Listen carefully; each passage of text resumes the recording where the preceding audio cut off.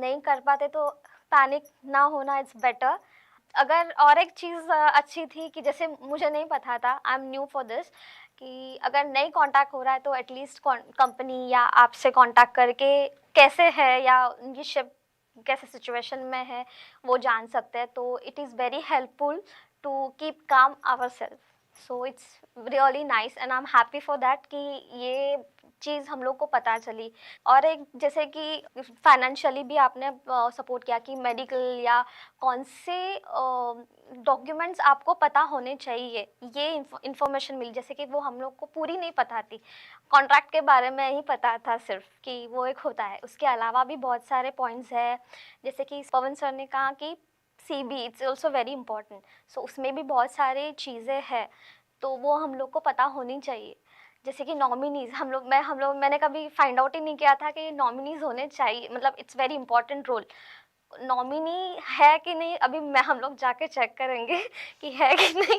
And yes, we will find out कि कैसे ये सारे सिचुएशन को हैंडल करे। तो इवन अगर वो यहाँ पे नहीं है then also he is comfortable कि मेरी family other family members also, कि मैं ना होके भी सब चीज़ें अच्छे से हो रही है। It's helpful for him to do his work properly. Thank you.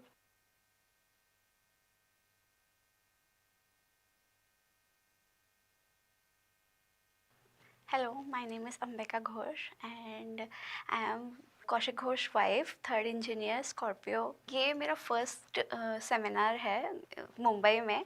मैं यहाँ फर्स्ट टाइम आई हूँ इशवान के फैमिली आउटरीच प्रोग्राम में, एंड यहाँ पे आके मेरे को बहुत ज़्यादा हेल्प मिला कि कैसे आप पेशेंस रह सकते हैं, अपने हस्बैंड को कैसे हेल्प कर सकते हैं, फैमिली के सराउंड रह के।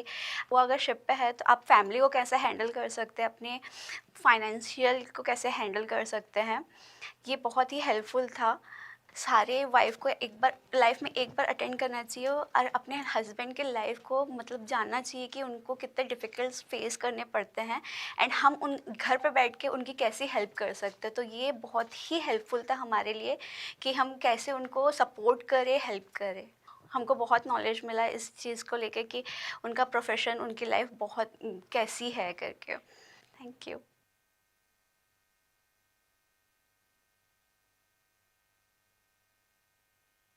In Scorpio, not only seafarers but their families are also very important for us.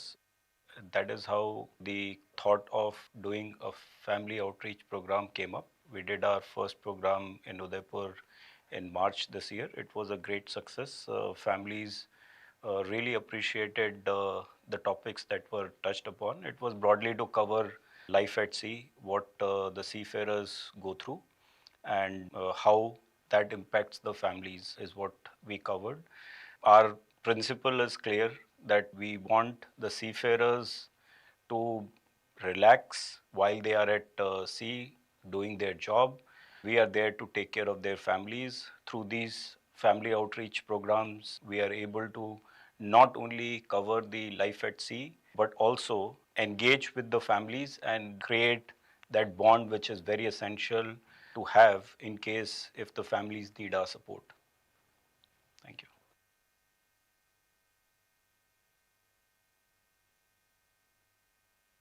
Families are the backbone of seafarers' life. They play a very, very crucial role in the overall health and well-being of seafarers. A better relationship between seafarers and families helps to de-stress the life of seafarers on board ship, as well as look after the families at home. There are a number of challenges that the seafarers face at sea.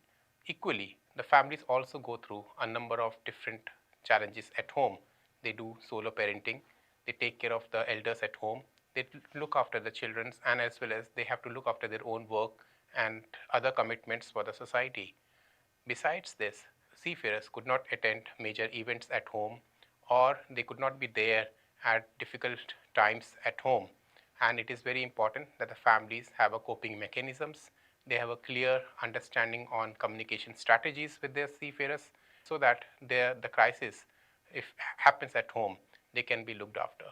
In Iswan, the Seafarer Helpline has received a number of cases where the seafarers and the families have shared a detroiting relationship between them, and it's important that we provide them information, awareness on how they can look after their own health and well-being while maintaining a good communication strategies between them. Iswan has launched family outreach program to support these initiatives so that seafarers and families can have a better bond among themselves. If the seafarers are going to have less stress on board, it can help them to concentrate better at their work, as well as it will help them to have a better productive work on board and better relationship with fellow colleagues. Besides this, it can also help in having lesser accidents on board, as well as retention ratios for the shipping companies. I appeal to all shipping companies to try and come forward and take these initiatives to help our families understand the life of seafarers at sea, as well as improve their communication strategies, including maintaining the financial discipline at home, including looking after their own self, and understanding how the companies play a very crucial role in difficult times for the seafarers and their families.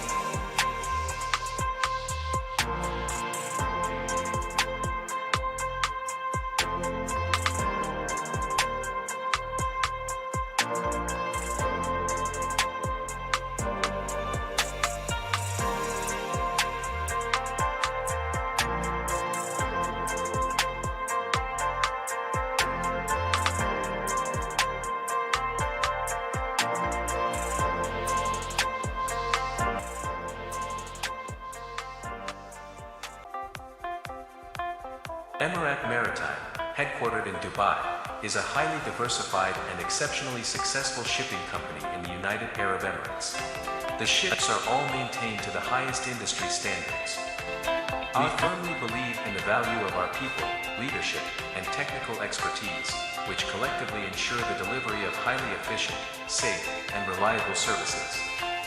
This dedication allows us to achieve the best possible results for our valued clients.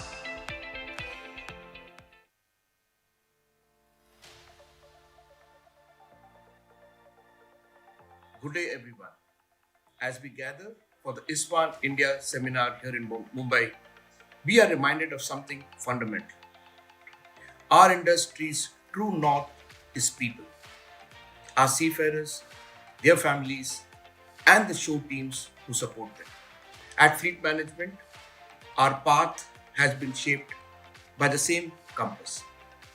Through Fleet Care, our dedicated well-being department, we focus on the welfare, health, and emotional resilience of our seafarers and their families. We celebrate beginnings with our Freshers Party, welcoming cadets and trainee engineers into the fleet culture.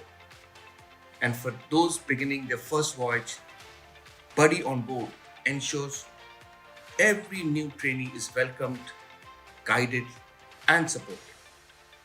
A culture carried by people, not just policy.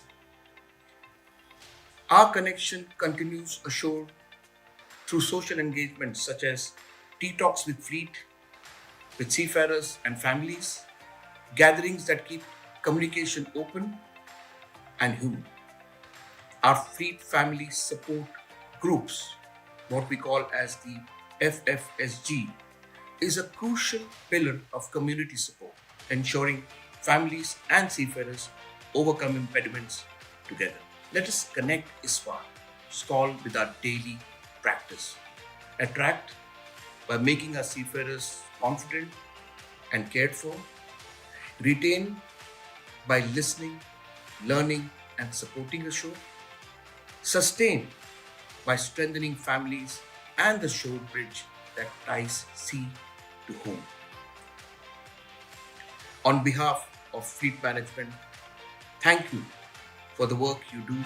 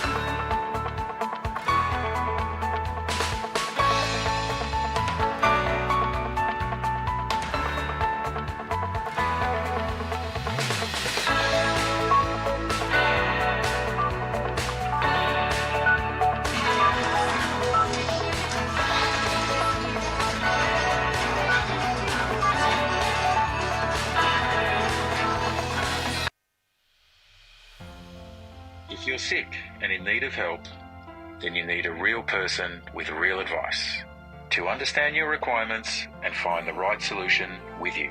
Our members are treated with respect and care at Mayfair. Our responses are prompt and we don't follow a script, as we believe there is no such thing as a typical problem. We support you throughout the process with clear and honest communication, so understanding your language and culture is important to us. At Mayfair, we care.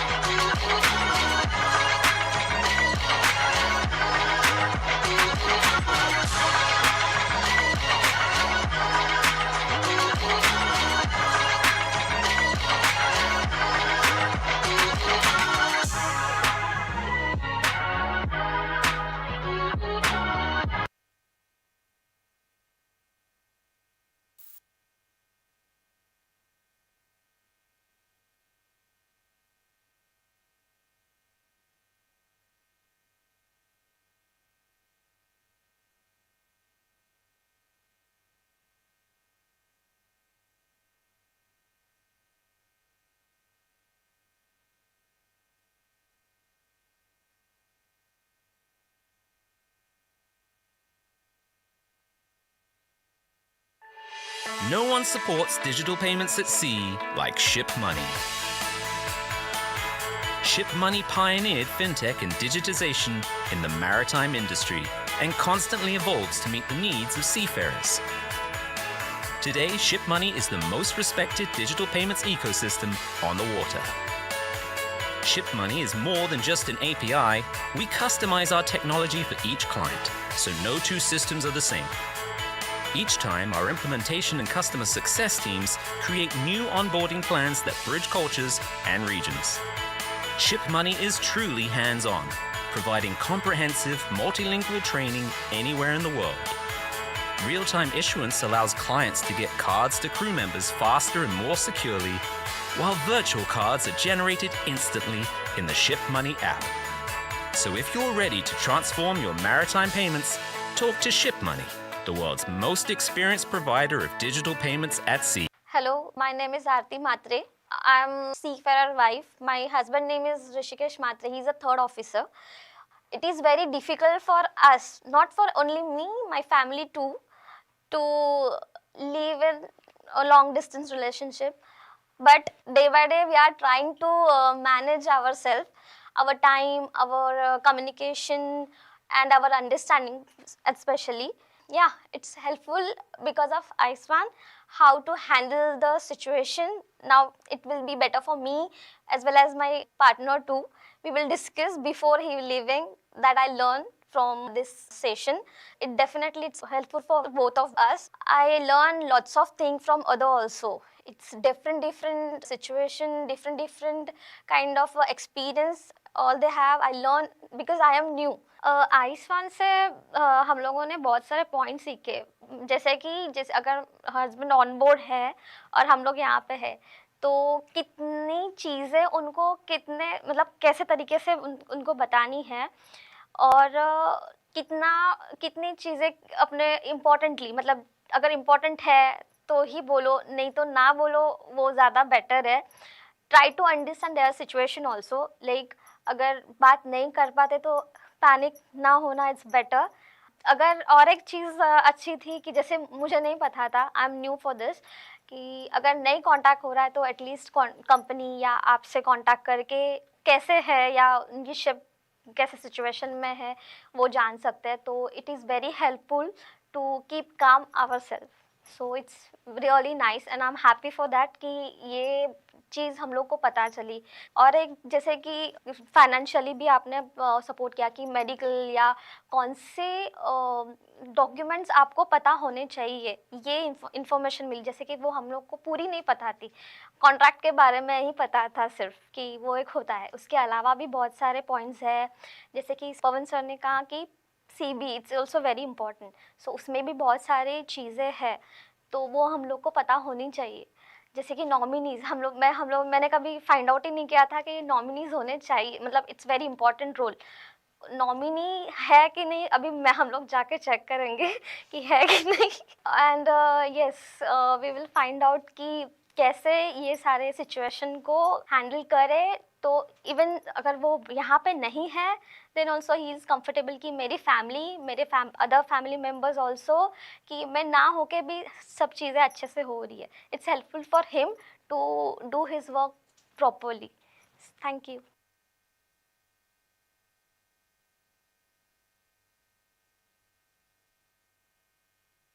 Hello, my name is Ambika Ghosh and I am Kaushik Ghosh wife, third engineer, Scorpio. ये मेरा first seminar है मुंबई में। मैं यहाँ first time I हूँ इशवान के family outreach programme में। And यहाँ पे आके मेरे को बहुत ज़्यादा हेल्प मिला कि कैसे आप पेशेंस रह सकते हैं, अपने हस्बैंड को कैसे हेल्प कर सकते हैं, फैमिली के सराउंड रह के। वो अगर शिप पे है तो आप फैमिली को कैसे हैंडल कर सकते हैं, अपने फाइनेंशियल को कैसे हैंडल कर सकते हैं। ये बहुत ही हेल्पफुल था। सारे वाइफ को एक बार लाइफ में एक बार अटेंड करना चाहिए और अपने हस्बैंड के लाइफ को मतलब जानना चाहिए कि उनको कितने डिफ़िकल्ट्स फेस करने पड़ते हैं एंड हम उन घर पे बैठ के उनकी कैसी हेल्प कर सकते हैं। तो ये बहुत ही हेल्पफुल था हमारे लिए कि हम कैसे उनको सपोर्ट करें, हेल्प करें। हमको बहुत नॉलेज मिला इस चीज़ को लेके कि उनका प्रोफेशन, उनकी लाइफ बहुत कैसी है करके। Thank you.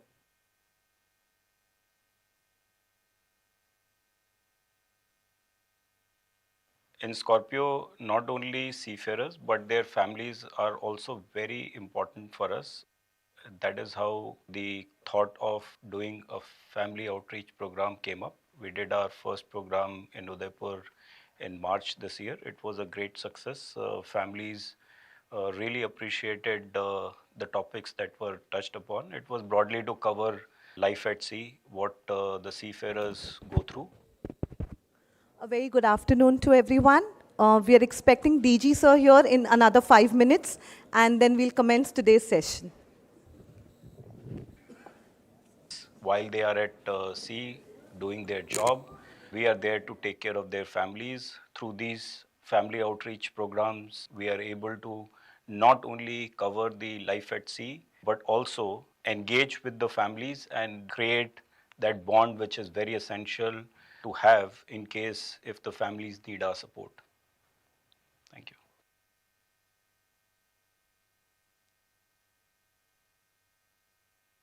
Families are the backbone of seafarers' life.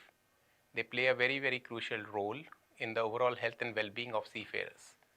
A better relationship between seafarers and families helps to de-stress the life of seafarers on board ship as well as look after the families at home. There are a number of challenges that the seafarers face at sea. Equally, the families also go through a number of different challenges at home. They do solo parenting, they take care of the elders at home, they look after the children, and as well as they have to look after their own work and other commitments for the society. Besides this, seafarers could not attend major events at home, or they could not be there at difficult times at home. And it is very important that the families have a coping mechanisms. they have a clear understanding on communication strategies with their seafarers so that the crisis, if happens at home, they can be looked after. In Iswan, the Seafarer Helpline has received a number of cases where the seafarers and the families have shared a deteriorating relationship between them, and it's important that we provide them information, awareness on how they can look after their own health and well-being while maintaining a good communication strategies between them. Iswan has launched family outreach program to support these initiatives so that seafarers and families can have a better bond among themselves. If the seafarers are going to have less stress on board, it can help them to concentrate better at their work, as well as it will help them to have a better productive work on board and better relationship with fellow colleagues. Besides this, it can also help in having lesser accidents on board, as well as retention ratios for the shipping companies. I appeal to all shipping companies to try and come forward and take these initiatives to help our families understand the life of seafarers at sea, as well as improve their communication strategies, including maintaining the financial discipline at home, including looking after their own self, and understanding how the companies play a very crucial role in difficult times for the seafarers and their families.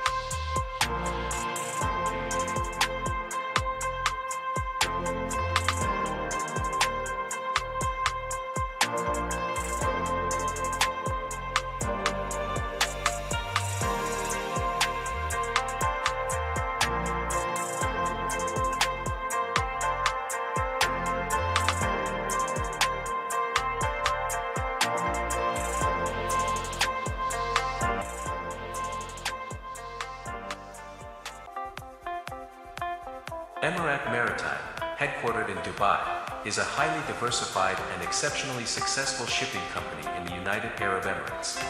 The ships are all maintained to the highest industry standards.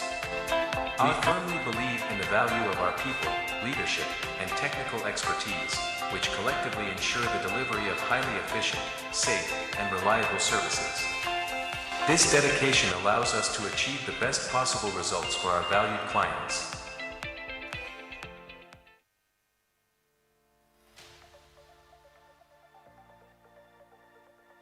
Good day, everyone. As we gather for the Iswan India seminar here in Mumbai, we are reminded of something fundamental. Our industry's true north is people.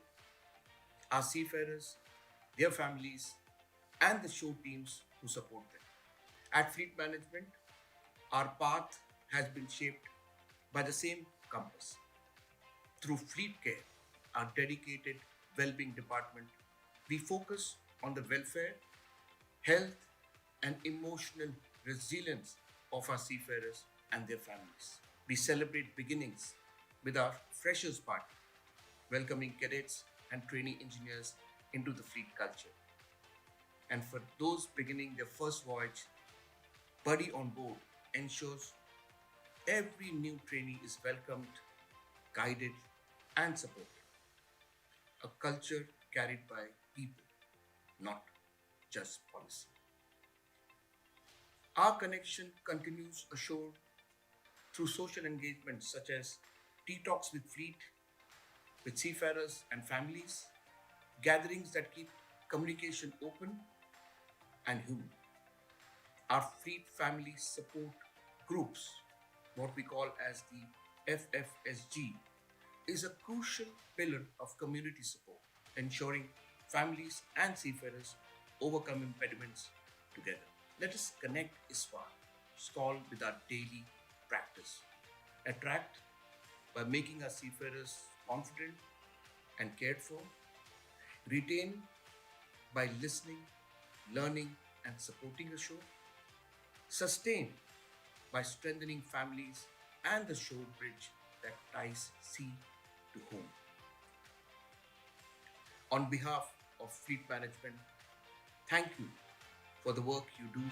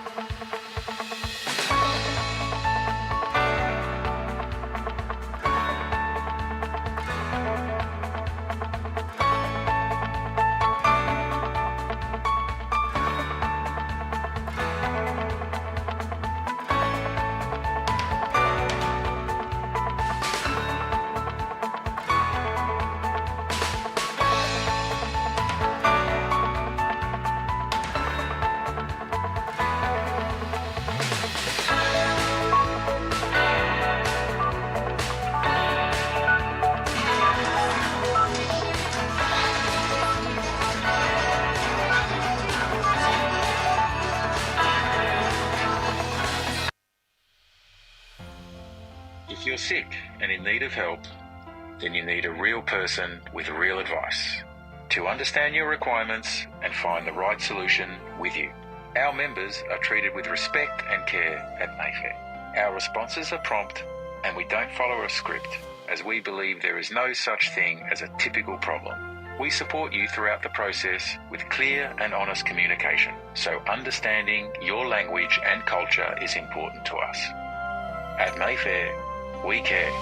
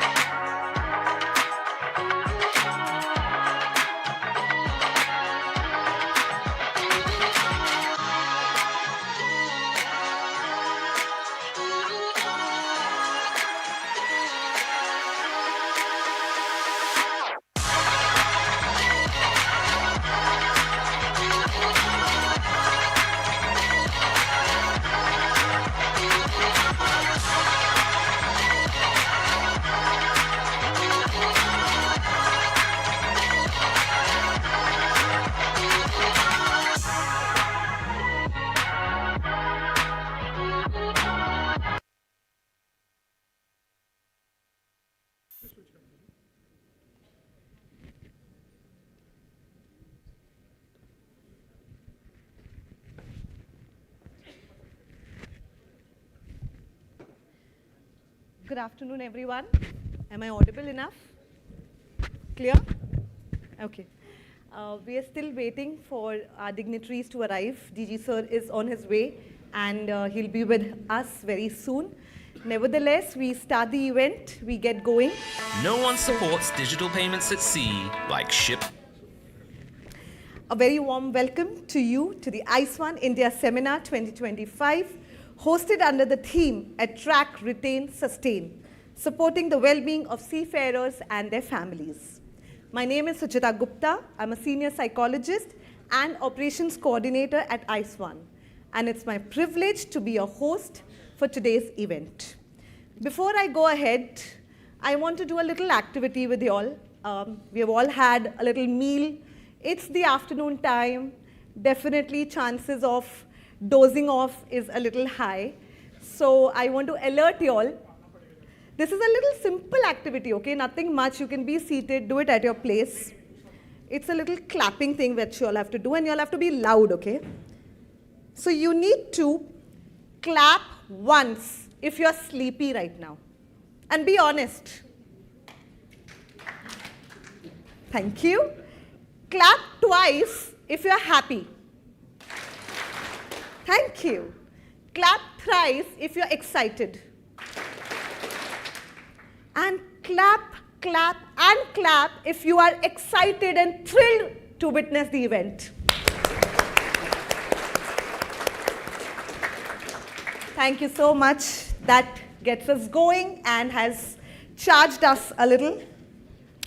Today we bring together senior leaders from the maritime industry, training institutes, welfare organizations, seafarers, cadets, and families, all united by a common purpose to strengthen the ecosystem that supports India's seafarers throughout their journey, from recruitment and training to life at sea and home.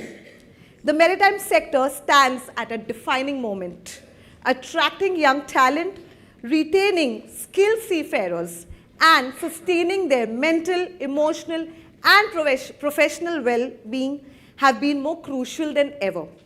Young cadets entering the industry today experience pressures, very, very different from the previous generation. Longer separations from home, fast-paced vessel environments, and increasingly complex operational expectations. Their families too need stronger guidance, clearer communication, and consistent support to navigate the realities of seafarers' lives.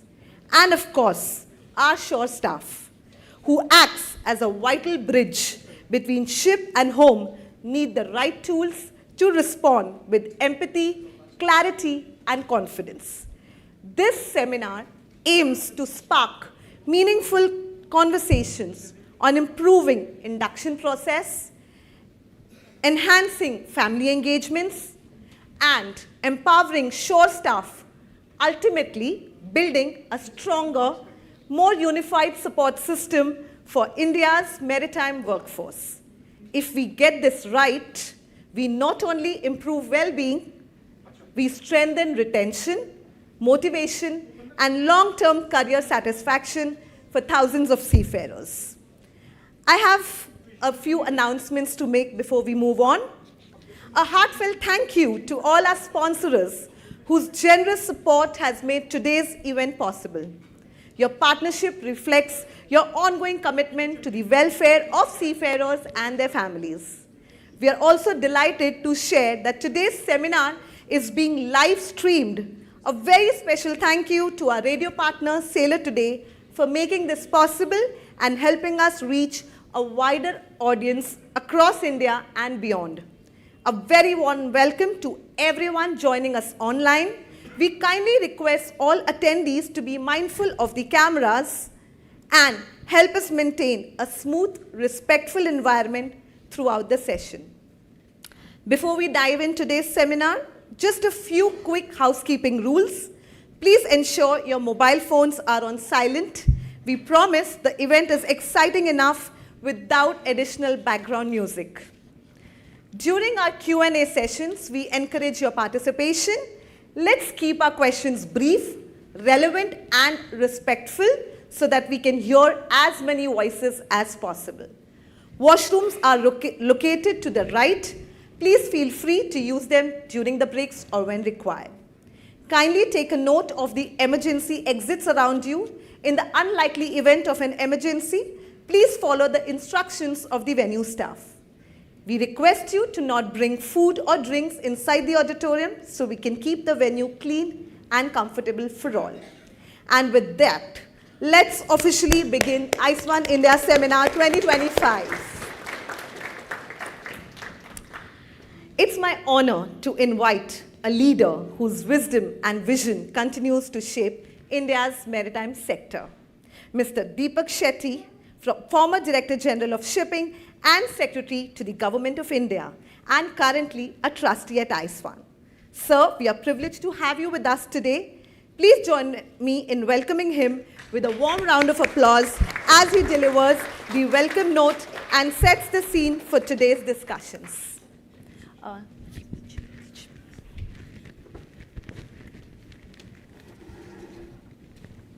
This one. Not this one.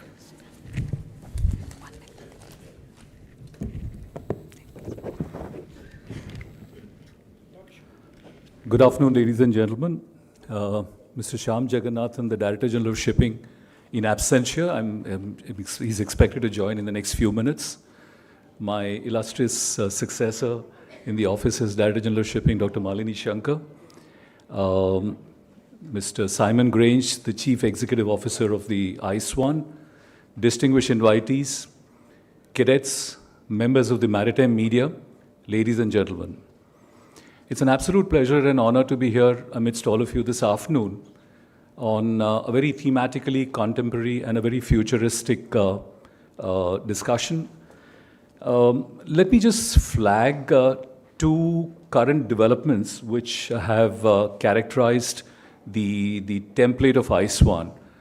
The first one is that the Iswan has had the honor of being accorded consultative status in the International Maritime Organization very recently.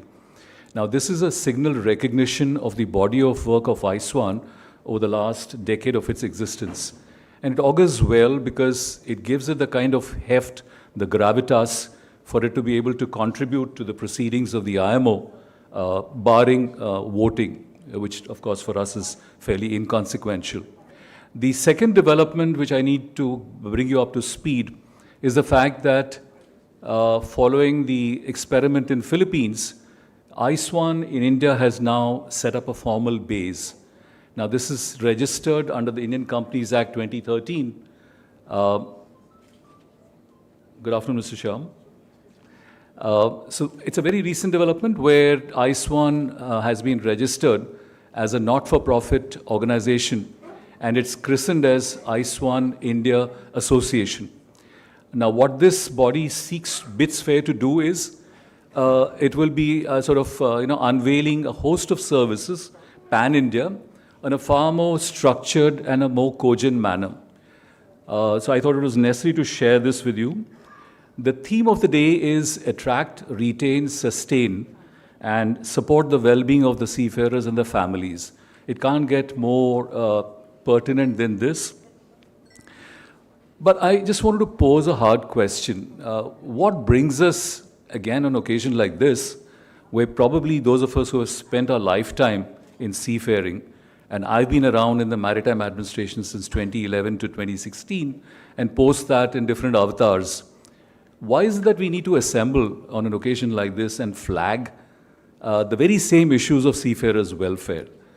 I see a sense of disconnect, and this is not to disparage anybody internationally or nationally.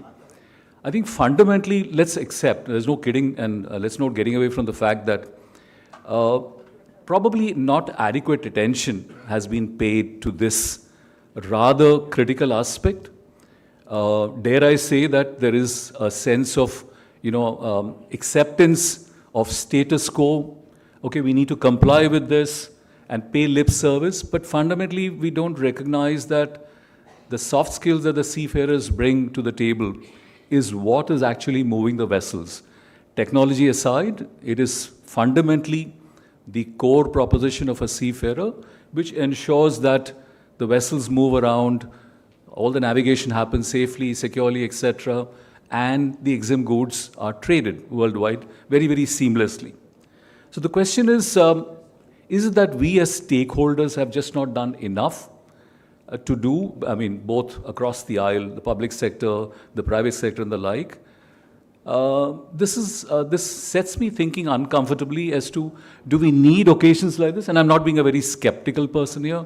I don't want to sound, contrarian, but I think this is something which needs serious attention. Now, let me just sort of bring to the fore three critical issues as I perceive it. One is, and this is, I'm sure this is a glaring observation, all of you would concur with me, there are way too many organizations who pretty much do the same kind of stuff, towards the welfare of seafarers. You have a lot of international outfits, you have national ones, and some regional as well. So to me, when I look at very holistically, what I observe is that while all of this is very well, because the constituency of seafarers is so large, 1.6 million seafarers worldwide, we have about 3.5 lakh seafarers in India. I mean, that's the last count. But at the end of the day, in this process of each of us doing our own bit, and no offense meant to Chirag and the others here, while I wear the hat of a global director and trustee of Iswan, but I think it's important for us to understand, do we sort of bring some kind of a semblance of convergence in what we do, build what I would probably name as a coalition of the like-minded? There are multiple organizations which all work towards the same avowed goals, but if fundamentally, if we can agree without having to compete, and let's be supplementary and complementary, work out something like a common minimum program where all of us agree that if we can pool our resources, time and effort in the direction so that there is a very cohesive structure and a very cogent approach to this. So to me, I think it is imperative that this kind of a coalition of the like-minded organization is built sooner than later. Also, another important thing which I reminisce when I look back, the MLC 2006, a creature of the International Labour Organization, the ILO, is going to be about 20 years come 2026. I keep wondering, would it not be an opportune time for us to look back in circa 2026 as to whether this international legal instrument has served its purpose? The intention was very, very noble. The cause that it espouses is extremely stellar. But does it, as a legal framework, require amendments or a possible overhaul to ensure that what was intended out of this instrument is actually translated on the ground in terms of implementation and execution? Is there adequate monitoring? Is there oversight of all that we do in terms of the dispensation for the seafarers, etc.? So this is a thought which I'll sort of leave for you all to sort of figure out on a consultation mode as to whether this would be a good occasion come 2026 when the MLC would be 20 years, celebrating 20 years of its existence, whether we can suggest a white paper to the ILO through the Maritime Administration and see whether something can be done better, or can we do something more substantively on a wider scale. The third point which I wanted to flag here is that all of us are stakeholders in one form or the other. We are all, I was formerly part of the Maritime Administration. You have the current set of maritime administrators. You have folks from the public sector, from the private sector. Then you have the next generation of seafarers amidst all of you here. I think this is one strand which I think something which I've been emphasizing. I'm sure all my successors have been similarly doing, that the involvement of all stakeholders in trying to shape the policies on a much more substantive level. And when I say that, what I mean is in terms of your participation in policy making. Typically, post 2013, when the Ministry of Law mandated that every public policy draft, an amendment or a new legislation, a new executive order had to be done on an extensive consultation. My observation for almost 4 years before I retired on superannuation was that the involvement of the industry was still very suboptimal. So I think this is an occasion for us to be reminded that if you really mean well, you need to strengthen the hands of the administration by getting yourself involved, contributing in terms of insights, perspectives, inputs, feedback, suggestion, very structured. It's no point making a rambling thought which is incoherent. It has to be very, very cogent and say, this is what we want, and this is how it can possibly be accomplished with the doables. So whenever the drafts are put out on the website, let's say for that of the DG shipping, you need to sort of get clued to that and contribute in certain senses. It's no good to say post executive order being launched that this doesn't meet our requirements or this falls short of our requirements. Then you have the horse is literally bolted out of the stables. It's way too late for that. So my urge to you is that all of us as stakeholders, you need to get your hands dirty in some sense, get yourself involved, participate through a consultation and an involved process. The final piece which I wanted to leave as a thought here is there are multiple strands of services which are rendered by organizations such as Iswan and the maritime administrations, etc.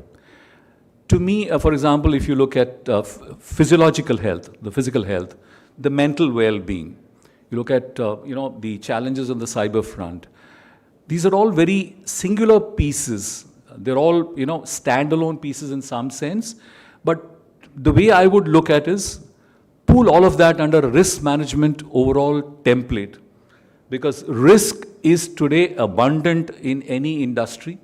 And trust me, the risk is going to only grow exponentially higher and wider as we go forward. So can we sort of embed all of these pieces, physiological health, mental well-being, cyber security, which is again a risk which seafarers face, financial challenges which abound, the trade volatility that is abundant today. The world is only going to be this multipolar world. The world is in for very, very rude shocks for quite some time to come. So if we can have one structured framework under risk management matrix where everything is get embedded as different elements, and this is something which in the presence of the current DG, I would urge that if this could be institutionalized, worked out through the Maritime Training Institutes with the approval of the DG, so that there is a very cohesive and a structured approach to all of this. This is intended for the larger welfare of the seafarers at the end of the day. So it can't be singular pieces. It has to be seen as a holistic, composite whole. With this, the final thing that I would wish to leave is, while you look at the typical saying in the mariner's world is all hands on the deck, which means that everybody has to really contribute to this. It's no good to say that this is something that the maritime administration will do, and it's not for me to really get involved. Finally, from the government's perspective, since I was a career civil servant for close to 36.5 years, to me, it's about time that a whole of government, WOG approach is brought where multiple stakeholders, you'll have several ministries, multiple organizations of the government of India who would need to get involved in a very composite basis. So what I would call as a WOG, whole of the government approach.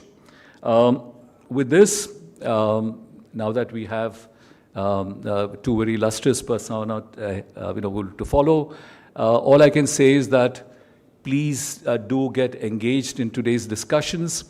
Many, many thanks for all of you for turning up for a full house on a working day afternoon.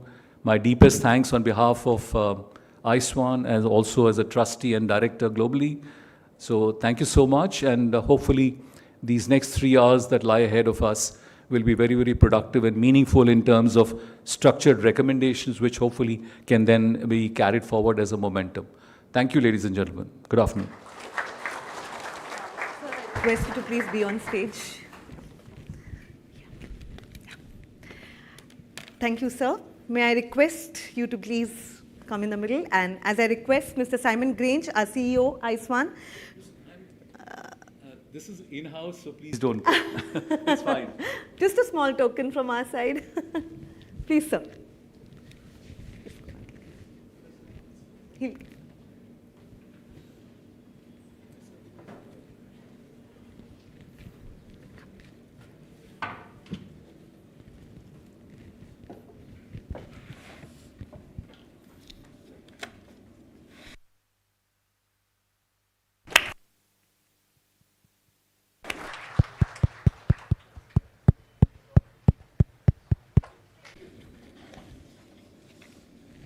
Thank you, sir, for your truly insightful and inspiring words today.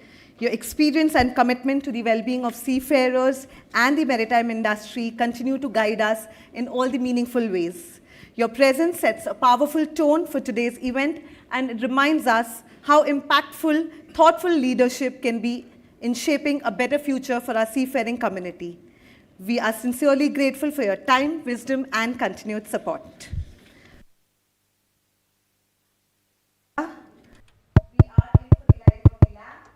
And we begin our session with the auspicious note, for which I would now like to invite our esteemed dignitaries for the ceremonial lighting of the lamp. Mr. Shyam Jagannathan, sir, IAS Director General of Maritime Administration, our chief guest.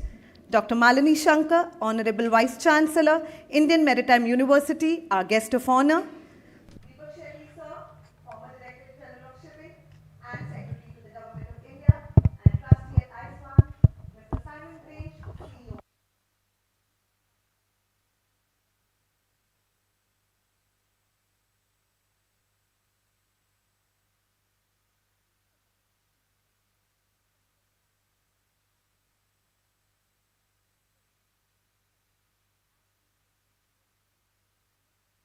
Our collective commitment to the well-being of seafarers, the unseen strength behind the world supply chain.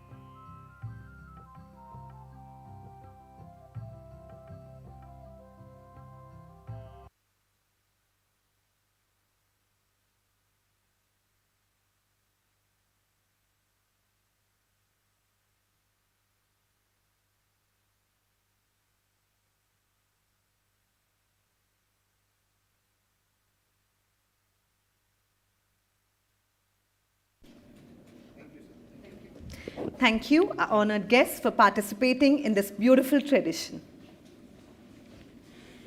Moving on, our chief guest this evening requires no introduction, but still I would formally introduce him, Mr. Shyam Jagannathan, IAS Director General of Maritime Administration, a 1997 batch IAS officer of the Assam Meghalaya cadre. He has been serving as the Directorate General of Maritime Administration since 3rd July 2023. Under his leadership, the Directorate General of Maritime Administration continues to play a pivotal role in shaping India's maritime future. Mr. Jagannathan has previously served in several key capacities, including Zonal Development Commissioner, SEEP's SEZ Mumbai, Commissioner and Secretary, Finance Department, Government of Assam, and other senior roles across the state governments. His expertise spans public finance, export promotions, public policy, and diverse sectors ranging from rural development to veterinary and animal husbandry. May I request, sir, to please come onto the stage and address the audience.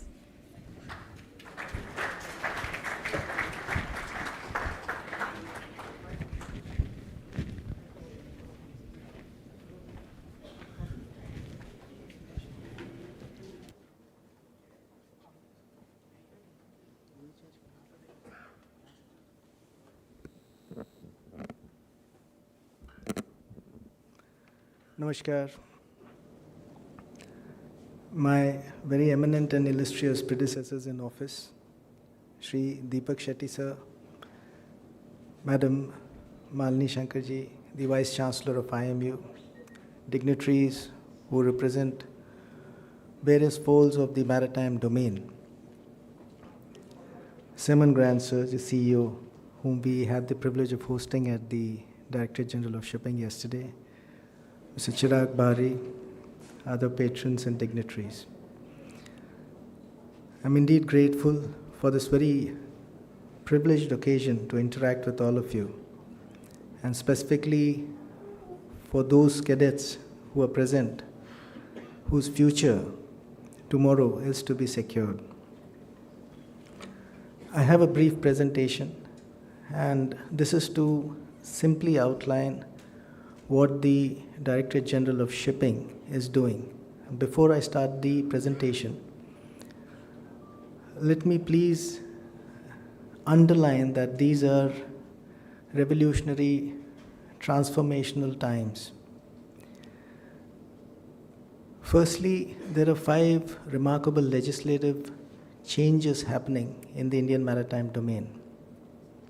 You have the Merchant Navy Act 1958, completely worked around to the Merchant Navy Act 2025. We are presently in the basis of finalizing the 49 rules, which will include a very aggressive and almost a near open registry, or perhaps for the first time ever in India International Registry, which leads to very quick augmentation of tonnage.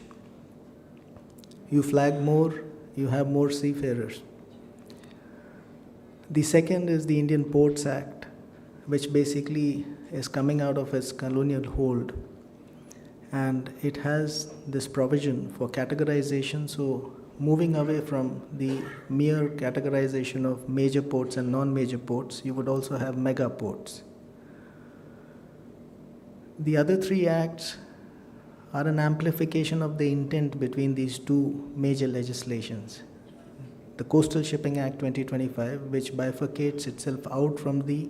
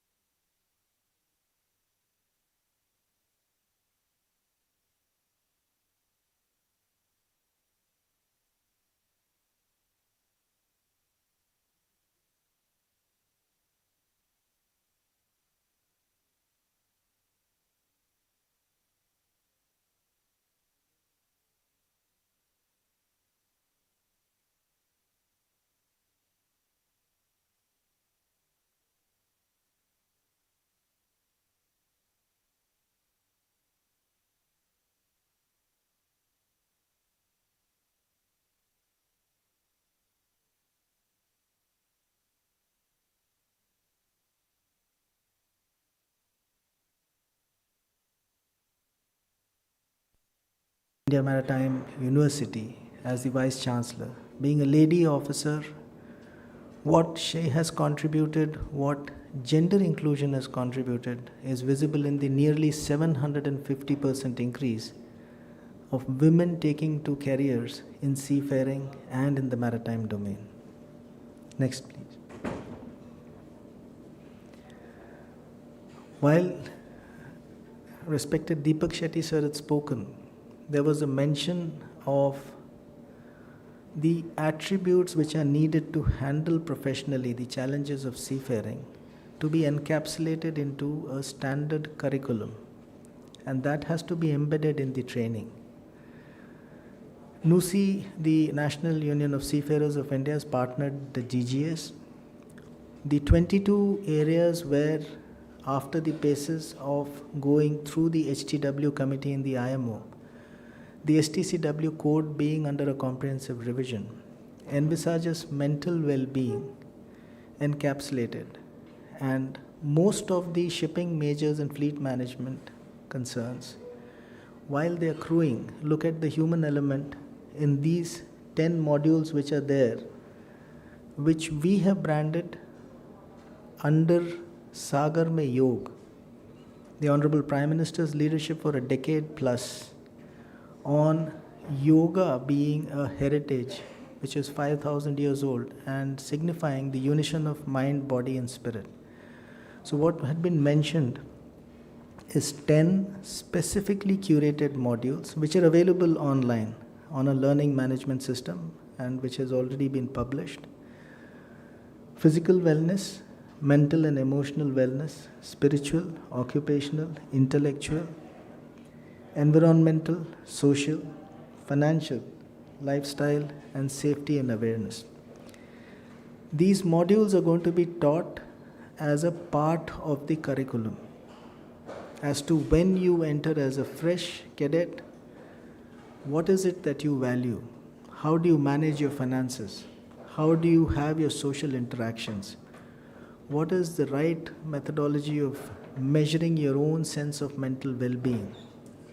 How do you reach out and have a circle which basically provides you the space for yourself as well as to socially interact? All of these are put into very crisp learning management modules where we are also opening up to the multiple schools of yoga as a means to give you that meditative and the handheld processes to work towards an unison of body, mind and spirit. This is what had been talked about, and we are showcasing this in the IMO in the 136th Council and sharing this with the entire maritime domain globally. Next, please. As I had mentioned, the first part, the learning management system, is already live.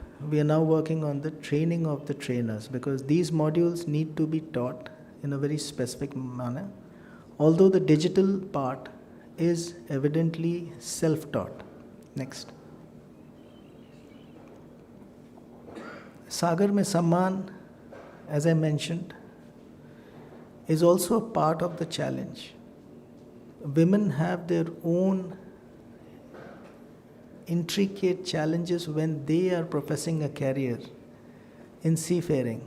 All the challenges that apply to a seafarer in terms of isolation from home are psychological and emotional isolation at times while serving without anybody who is from the same cultural background as you, would also extend to women seafarers who take up this challenging career. And it is really nice to see them build up their confidence. And what Sagar Mein Samman simply promises is when a lady chooses seafaring as a career, the Maritime Administration stands with her to ensure she feels honored, she feels safe, she feels secure and insured. Honor at sea for the women seafarers is what Sagar Mein Samman essentially encapsulates. Next, please. this is the first time that a 1966 year-old institution used to do bits and pieces of creation of social seafarer welfare infrastructure. So whenever you call on with a vessel at a port, at least an Indian port, you will see the stark difference between ports perhaps in Europe and in Australia, which we had spoken about, and the United States, where you have seafarer clubs. Our clubs are not having that infrastructure at such a level as to provide what a seafarer feels as his or her own personal space for a very short stop at the port. So the Seafarers Welfare Fund Society is going to create these infrastructures. We are just on the anvil of around 85 crores of projects, 17 projects all across the major ports, and these will be curated in such a manner where we have an MOU with institutions and organizations like Iswan. They set the barometer in terms of whether the infrastructure is seafarer welfare friendly or not. So those we will evolve under the memorandum of agreement that we have with Iswan, which has these 4 components. The first being of seafarer welfare, the second being of training, capacity building, the third being of associating on issues of concern relating to seafaring, and Iswan having a worldwide network, hand-holding us with their distilled intellectual capital, which we can then engage to raise the bar for Indian maritime itself. Next, please. Crises do happen at sea, and presently we have a system which works well but is still manual. There could be a time lag. You would be in a different time zone when a crisis presents itself. You would be on a different flag. The DG shipping is now working on a 24/7 crisis redressal mechanism, and this means addressing specific cases. India, unfortunately, today is seen as a nation that has the highest number of abandoned seafarers. Our crewing and manning through the RPSLs has gaps. You find young, gullible boys and girls ending up on not so reliable ship management platforms, leading to abandonment, leading to stranding. And this is what this will address, alongside all those day-to-day routines of CDC issues, BSID issues, your signing off issues, issue with the ship management firm. The aim here is addressing a seafarer in such a manner that confidence is increased exponentially. Presently, this is addressed only to the seafarer. We are also going a mile further with onshore, where I spoke about the Seafarers Welfare Fund Society. Other than creating the seafarers welfare infrastructure, we are also looking at providing an onshore insurance cover, which is if you are a part or a member of a union and a CBA or any other seafarers employment agreement. It adds on to that as an insurance cover. Next, please. Government has always been straight-jacketed, non-responsive. So, most of my colleagues who are handling maritime training and also handling crewing, they will be extensively interacting on the social media, which is for Gen Z, which is presently working towards their future. A very, very appropriate medium of outreach, where we are saying loudly 2 prominent messages: zero tolerance in crewing and manning for any illicit or illegal practices, and zero tolerance for any admissions or processes in the maritime training institutes. This is a direction from the highest offices in the Government of India, and we have been asked to engage aggressively and effectively on this. Next, please. I'm grateful again for this platform, largely to Mr. Simons, who took the pains to come all the way, to Mr. Chirag, and also to Deepak Shetty sir, and all of you who have contributed. This is a working partnership to make our tomorrow in the maritime domain better for each one of us. As we are presently in the consultative phase for the rule framework and the legislation framework, I appeal, as was specifically pointed out by Deepak Shetty sir, we have constituted specific committees. We are looking forward to your suggestions. Please do go through the draft rules. And if there is anything that is jarring or needs a rework, we are open-minded about that, because these will be notified by March of the next year. I'm grateful for this opportunity and thank everybody once more for a patient hearing. Jai Hind.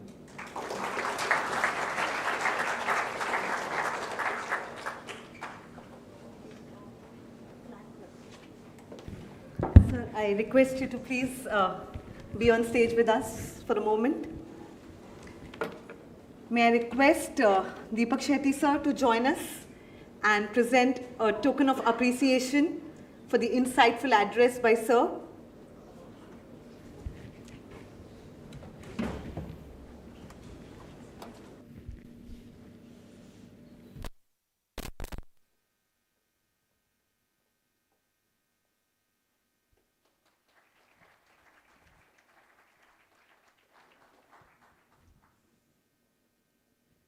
Thank you, sir. Your continued efforts to modernize the maritime administration, whether through digital transformation, strengthening of regulatory systems, improving seafarer welfare mechanisms, or enhancing transparency in licensing and approvals, are creating a more robust and future-ready maritime sector. Your focus on safety, training reforms, and policies that support both ship owners and seafarers is truly shaping a progressive path for India's maritime growth. We are grateful for your leadership and for sharing your vision with us today. Thank you. We move on to a very exciting part for us today. It is the launches of the Iswan initiatives, for which we have been really working hard. The entire team of Iswan has been putting in a lot of efforts. We are going to have 3 big launches today in front of you all today, and it's going to be benefiting our maritime sector in a very holistic manner, because we not only target the seafarers, but we target the incoming generation, the families, and our shore staff, so that our seafarers can get a holistic support which they require. The first launch for today is the SEAS Induction Program, which is the Seafarers Education and Awareness Session, designed specially to support final year cadets and fresh seafarers as they take their first step into the life at sea. For young cadets, the transition from training institute to their first vessel is one of the most challenging phases of their maritime journey, moving from structured classrooms to real-time operations, new routines, and long months at sea. This is where SEAS, Seafarers Education and Awareness Session, steps in. For the past 3 years, Iswan has been delivering the SEAS Seafarer Education and Awareness Sessions across MTIs for cadets and in companies for their crew during their seminars and crew conferences. The response has been consistently overwhelming and encouraging. Building on this success, we felt the need to create something specifically tailored for the final year cadets who are just about to sail. Before developing this induction program, Iswan conducted an extensive survey across MTIs, shipping companies, and seafarers to understand their needs, their gaps, and the real challenges they face. This program is fully curated basis on these findings, grounded in practical research, real case studies, and the lived experiences of our seafarers. You will see the survey results during the upcoming panel discussions. The SEAS induction programs prepares cadets newly joining seafarers for the realities of ship life, helping them adapt with confidence, resilience, and the practical skills needed from day one. It strengthens emotional well-being, teamwork, preparedness, and family connections, ensuring a smoother, a more confident start to their maritime sector. When young seafarers feel supported and prepared, they are far more likely to stay strong, grow, and succeed in this profession. I would like to showcase some slides here. Can we have the next slide, please?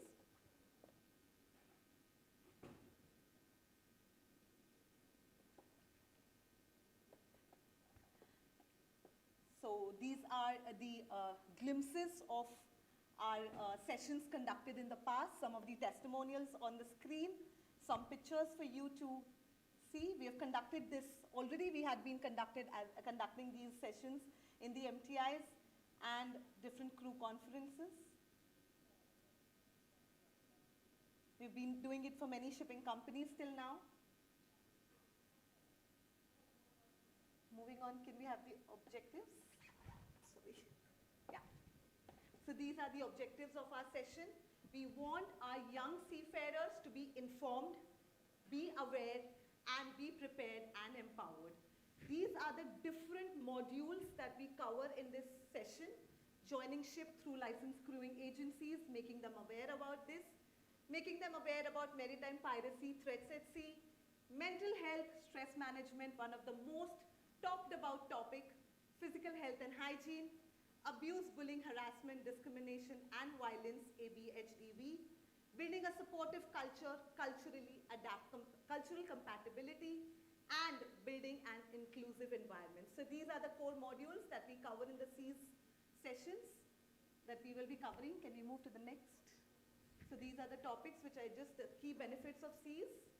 Our young seafarers would be able to handle different challenges more effectively because they will be trained, they will be given, they will be empowered with different ways to deal with any challenges pertaining these topics in their career. Moving to the next slide.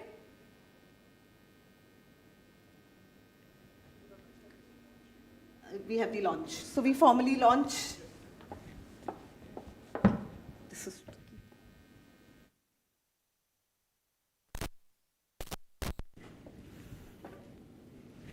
So this is our formal launch.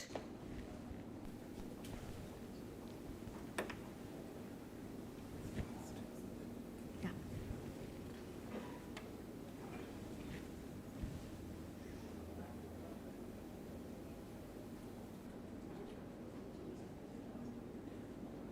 It's got stuck. Yeah? Yeah, I was waiting. Yeah.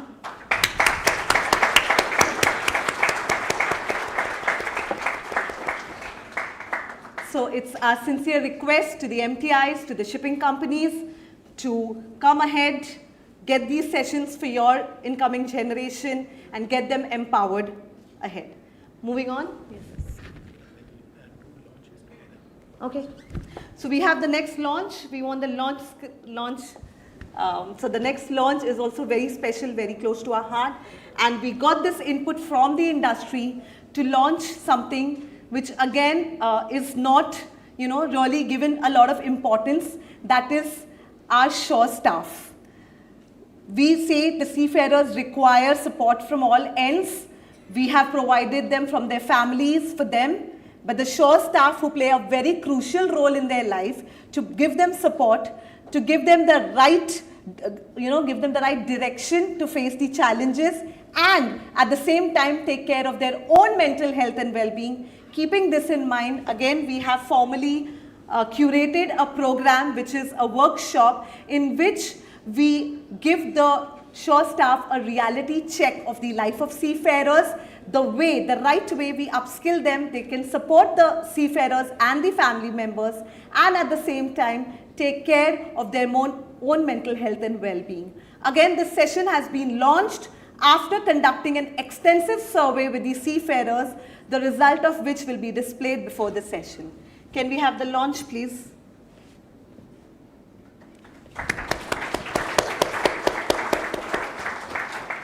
together in care, enhancing the well-being of seafarers, families, and shore staff. Again, an earnest request to the companies to subscribe for this session so we can empower your shore staff to better deal with the seafarers and their family members, and again, provide a holistic support to this community. Moving on to another very special launch for today. The launch of Iswan's new family handbook, Sailing Today, a family handbook to support seafarers at sea and ashore. Seafaring is more than a profession, it is a shared journey lived across oceans and across homes. While the seafarers shoulders responsibilities at sea, the families carry the emotional strength and stability back at home. This handbook recognizes that both journeys are inseparable and deeply interconnected. This is created under the Family Outreach Program, which was launched last year by Iswan. This guide is drawn from real stories, real challenges, real situations brought through Iswan's Seafarer Help Helpline and our family engagements across several regions. One of the very meaningful aspects of this handbook is the spirit of collaboration behind it. Iswan would like to express our sincere gratitude to Fleet Management for their support, partnership, and shared commitment to the seafarer well-being. Fleet's willingness to collaborate, provide insights, and help enhance the accessibility of this resource has played a valuable role in bringing this guide to life. We deeply appreciate their belief in this initiative, and we thank them for being an important part of this journey. And now we officially launch our book, and for which I request the dignitaries on stage, Mr.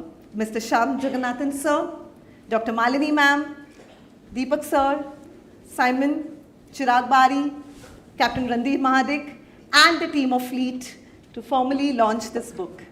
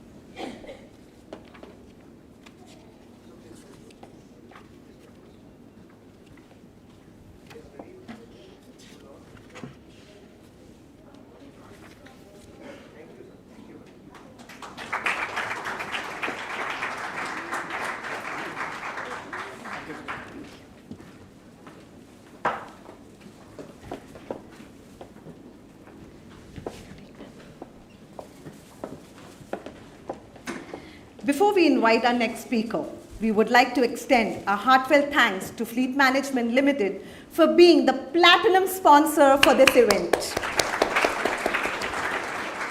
Their unwavering support to Iswan reflects their deep commitment to the welfare, safety, and well-being of seafarers worldwide. Fleet Management has always stood as a strong partner in initiatives that empower seafarers and their families, and we truly appreciate their generosity in making today's program possible. Their contribution strengthens our shared mission of building a safer, healthier, and more resilient maritime community. Representing Fleet Management today is Captain Randeep Mahadik, Head of Fleet Care. With 15 years at sea and nearly 2 decades of shore-based leadership, Captain Mahadik is known for championing crew welfare, building a strong safety culture, leading behavior-based safety programs like SafeR Plus, and driving meaningful well-being initiatives for seafarers and their families. May I request Captain Randeep Mahadik to please come forward and address the gathering, and we would like to honor him with a token of appreciation.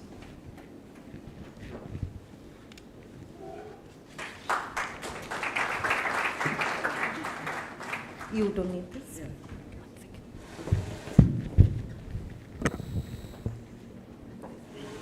Good afternoon, ladies and gentlemen. On behalf of Fleet Management, I would like to express my sincere gratitude to Iswan for organizing such a meaningful event. This gives us an opportunity to collaborate and share our important platform. Through this collaboration, we are working towards the lot of interventions, especially with the helpline, and lot of support which has been given to seafarer families. Because what we have seen, lot many programs are happening for the seafarers, but the families have been left behind. So this platform gives a very good platform where we can discuss with the families, issues of the families, working together. Like Dr. Deepak Shetty said, we have to collaborate. All the maritime stakeholders should collaborate together and exchange our ideas. And this is the platform where we can exchange our ideas. Once again, I would like to thank Iswan for giving us this opportunity and organizing such an event. Thank you, everyone. We'll be playing a video, sir, but yeah, you would like to be on stage for the video? Yeah, unfortunately, our CEO is not there. He's had some prior commitment.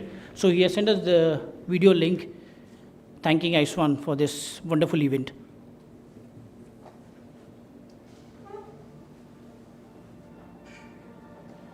Good day, everyone. As we gather for the Iswan India seminar here in Mumbai, we are reminded of something fundamental. Our industry's true norm is people. Our seafarers, their families, and the show teams who support them. At Fleet Management, our path has been shaped by the same compass. Through Fleet Care, our dedicated well-being department, we focus on the welfare, health, and emotional resilience of our seafarers and their families. We celebrate beginnings with our freshers party, welcoming cadets and training engineers into the fleet culture.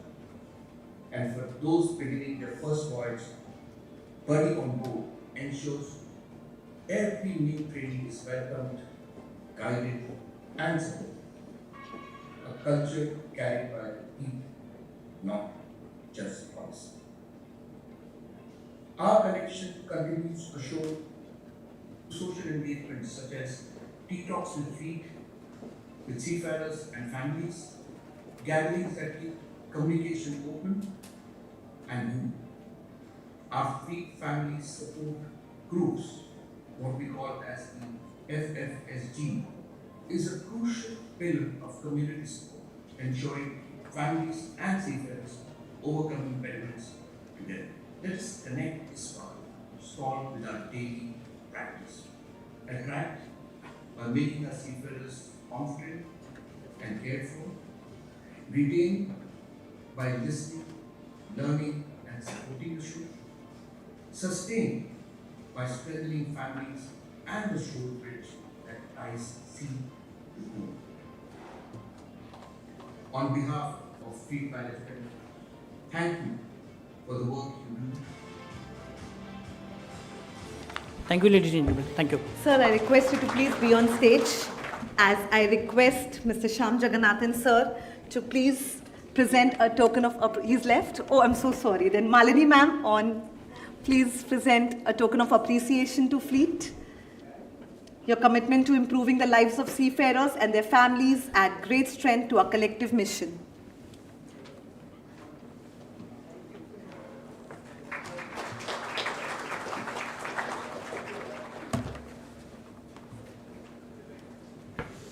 Thank you. Ma'am, actually, next is you. I'll be introducing you and we would request you to please come over. It gives me immense pleasure once again to invite our guest of honor, Dr. Malini V. Shankar, Honorable Vice Chancellor of the Indian Maritime University, IMU. Dr. Shankar, a 1984 batch IS officer, has had an illustrious career spanning over 3.5 decades. After serving at the highest level of government, she currently serves as the chairperson of the National Shipping Board, Government of India. She holds a doctoral degree in institutional economics from IIT Madras, a management degree from Asian Institute of Management, Manila, and a master's degree in chemistry, along with specialized mid-career training at the International Public Administration Institute in Paris. Over the years, she has contributed extensively to the water environment, power, commerce, shipping, and economic sectors, shaping policy, governance, and institutional development at national and international levels. May I request Dr. Malini V. Shankar to please come on stage and share her thoughts with us. Can we have a round of applause for her?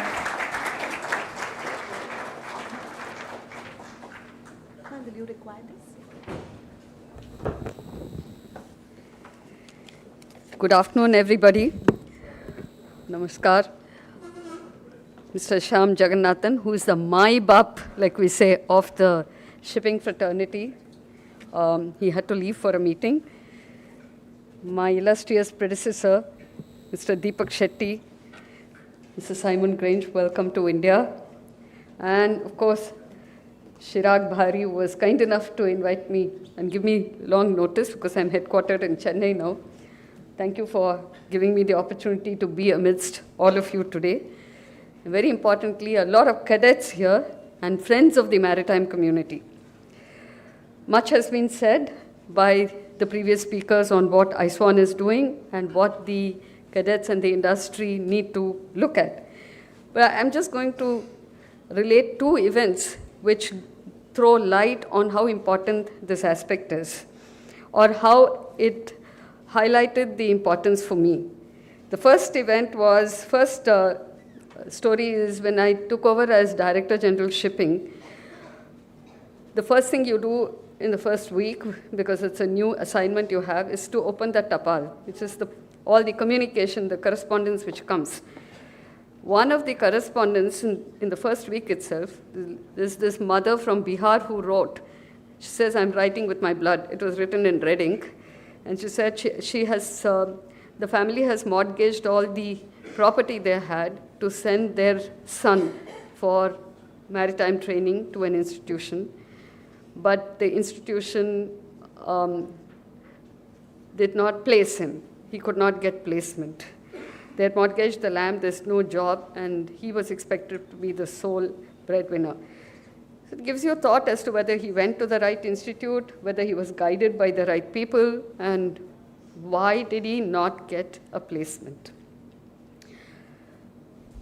A few months later, a year later, there was a diplomat from a country which is highly developed, who asked me for an appointment, and she said, "I want to meet you alone outside your office." And she was with her colleague, and she threw a piece of paper at me, and she was quite forceful. She said, "If you don't correct this situation, it might turn into an international problem." The issue was the institution that was purportedly doing maritime training, she alleged, was actually engaging in human trafficking. And when I said, no, this can't be true. I mean, this is a recognized institution. It's recognized by the DG Shipping. She said, "I will produce proof. Please take action." And that institution was in and around Mumbai.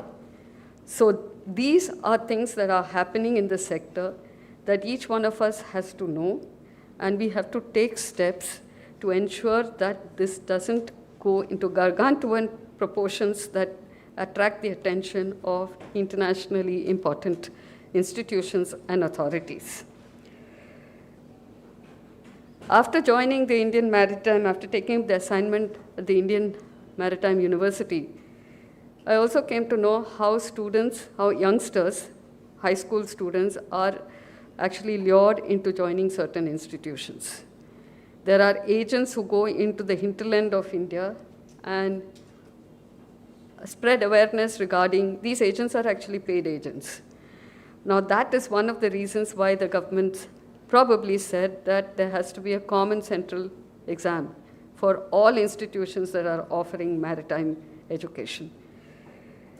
We also come to know, I think everybody in the industry knows, that there are a certain number of fly-by-night operators who offer employment under the guise of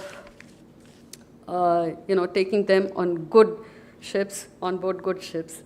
And then occasionally we come across our own fraternity who talk about having to go and rescue them from places where there are no ships, where there is no water also sometimes. So the cadets especially, and the potential seafarers, which includes the families, even before they become seafarers, have to be very, very careful about selecting the institution they go to and selecting the company that they are going to work for. It is in this context that it becomes extremely significant, critical, and huge contribution by organizations like Iswan, who are making yeoman efforts to sensitize the youngsters, warning them of the pitfalls and guiding them along the right path. As the Director General of Shipping mentioned, the institution of the Director General of Shipping is also taking steps to ensure that these aspects are systematized and structured into the training programs so that the cadets and the stakeholders are aware of what needs to be done to ensure that the youngsters don't fall into the wrong pit. Of course, I have to say that in today's connected world, it is not as though the youngsters do not have information. They have access to several modes of communication. There's information present everywhere. It is just that the cadets and their families need to know how to diagnose all this information that comes and choose the right path, to take precautions, not to jump at the first offer. Sometimes I find that there is a competition of, all of them have got placed and I have not got placed, so you have to jump at the first offer. It is necessary to do the due diligence, to restrain a certain avariciousness, saying, if some company, I'll give you an example, which is nothing to do with maritime. I have a flat which I had to rent out, and somebody offered me a market price which was much higher than what it was, 30% higher. Now, if I was greedy, and all of us need money, right? It's not even greed. You say, okay, if somebody is offering, why not take it? So, but then my good sense said, let me talk to this gentleman and see why he's offering 30% more. I spoke to him, and then I don't want to go into the inside of the story, but basically he said, I will take it as company guest house, which is very common. But then I said, why are you offering 30% more? He says, no, I'm taking it company guest house, not for the company, but I take it as an individual and let the rooms out to companies. That way I keep the house as non-commercial. I pay non-commercial electricity, I pay non-commercial taxes, but I will charge commercial to. But one thing nice about him was he was upfront. I said, thank you very much. I really appreciate you for being upfront, but this is not something I want to get into. But if I wanted the 30%, I would have got into it, and it always leads to a problem down the line. So there will be a parallel when you go out for your jobs. Somebody is going to offer you more. Think why they're offering you more. Think why it is above the market price. Use your due diligence, use your brains, and start on a career. So Iswan can give you the inputs, the industry experts can give you the insights, but ultimately it's for each one of us to understand what we are getting into. I think in the context of the rules that both Mr. Deepak Shetty as well as Shyam Jagannathan spoke about, it is necessary that each stakeholder responds and reacts and gives insightful suggestions, constructive suggestions to the authorities so that the rules are neither too strict so that the industry cannot grow or too loose that too many people take advantage of that. As Director General Shipping, I think Mr. Deepak Shetty had started that was the beginning of that amendment or the new act, the Merchant Shipping Act. And when I was taking meetings, the companies would send their auditors and secretaries, and that's not what you expect. You expect the decision makers to come or to at least look at the rules and contribute. So please indulge yourself in the entire exercise till it becomes the law. For example, has the new act taken into account very clearly the procedure for dealing with abandonment of seafarers? The last one that I saw, there were little holes in it. There will be pressure from the ship owners to ensure that it is not too tight, but there should be enough pressure, counter pressure from the others to ensure that the seafarers are safe. Regarding the wellness, well-being, there's one aspect that I would like to just share. It is indeed a very difficult, a challenging profession. The seafarer is, whether it is a novice or a seasoned seafarer, they're going to be away from the family, away from communication at times for a lengthy period of times. But let us not overplay the stress factor, because I find when people talk too much about the stress of a seafarer, I find the young cadets in the university, in the colleges saying, my God, have I chosen the wrong profession? Every single profession today has stress points. Every single industry and office, including the government nowadays, is working 24/7. The culprit is, much of the culprit is emails and WhatsApp and social media. And nobody is bereft of it.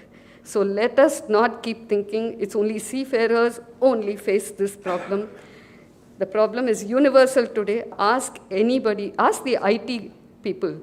I mean, many of them want to quit the IT profession and start growing vegetables in the hills because it's just too much pressure. It's too much pressure in terms of time. So take it, in a balanced way. There is pressure, but it is not unique to you. It's universal at this moment. And that is one reason, apart from understanding all that physical well-being, social well-being, blah, blah, blah, my suggestion would be, develop hobbies. Develop hobbies that you can do on your own. Yes, sports is one thing. I think all the cadets are introduced to sports. Some of them are team sports, so you will need somebody, but some of them will be, you can just do it on your own. Singing, music, hobby, painting, anything, but these are the things which will help you as you go into the future and you face difficult situations and you have to deal with yourself. So yes, all these are inputs which are going to be very helpful, but think about how you will deal with it on your own. I will not take too much of your time. Thank you for your patience in hearing me out. And I wish all the young cadets the very, very best in their life as they go forward and into a professional world. And I wish all the maritime friends very, very in advance prosperous New Year 2026. Thank you. Thank you so much, ma'am. I request you to please remain on stage as I invite Deepak Shetty, sir, to present you with a token of appreciation.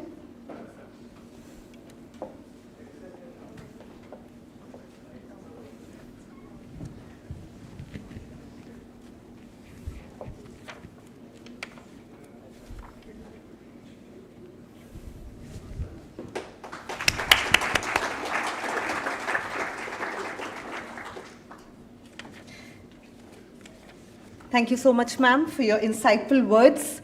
Definitely the point that you touched has touched the nerve. Stress factor being overplayed. Definitely a lot of eye-openers around mental health and well-being has definitely given it a little more importance than it requires. Stress is universal. I always say, while I always, narrate this example while I give my sessions, that a baby born is born with stress. And science has proven this, because when the baby cries, the baby cannot express whether I'm hungry or my tummy is hurting. I'm hungry, but my mother will put a eardrop because she thinks my ear is hurting because I'm pulling my ears. And when my ear is practically hurting or my tummy is hurting, she'll feed me with milk. And the baby has stress at that point. So we are born with stress, and stress is universal. All these initiatives that we have around mental health, well-being, or all the different topics that we spoke about today is only going to empower you.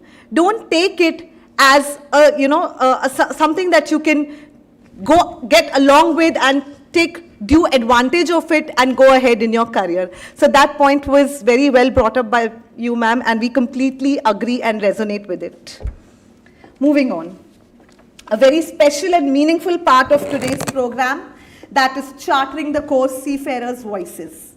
We are delighted to share that the opening session of Iswan's India seminar is dedicated entirely to seafarers and their families. This panel has been designed as a set induction for the day ahead, an opportunity for us to ground today's discussion in real experiences, real challenges, real stories, from sea and from home. Through this interactive conversation today, we aim to understand the journey from different perspectives, from cadets taking their first step into the industry, to ratings and mid-level officers handling life on board, to senior leaders navigating responsibility, and from their families, the mothers, the spouses who anchor the emotional work balance back at home. The insights shared in this discussion will seamlessly connect us with the next panel on the Seafarers Induction Program and later the Shore Staff Program, helping all of us appreciate the full ecosystem of seafarer well-being. To lead this conversation, we are honored to have our moderator, Captain Samarth Sinha, a dynamic and highly respectful sailing master with BSM. With 36 years of sailing experience, including 24 years in command, Captain Sinha brings a rare depth of wisdom and perspective.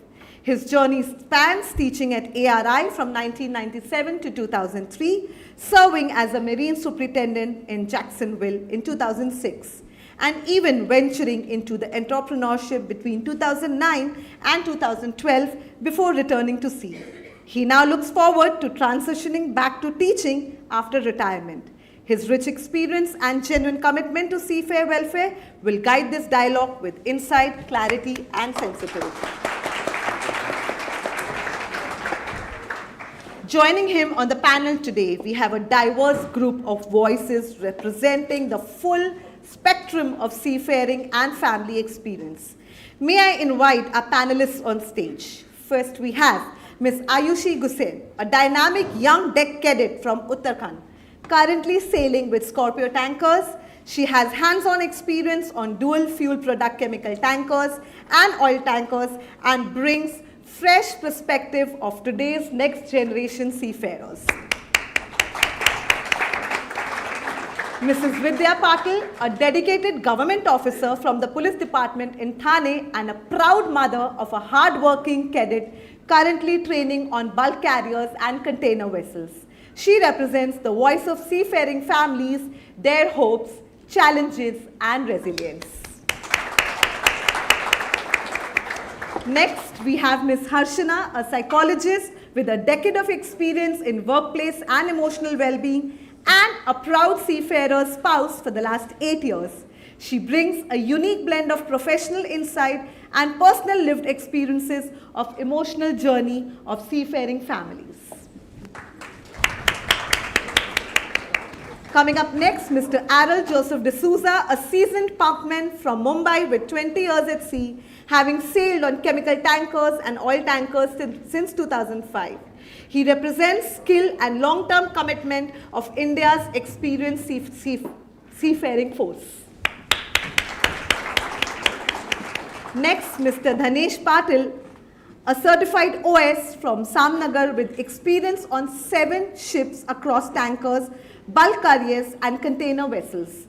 Known for his strong work ethic and versatility on deck, he brings the voice of young but experienced Indian ratings.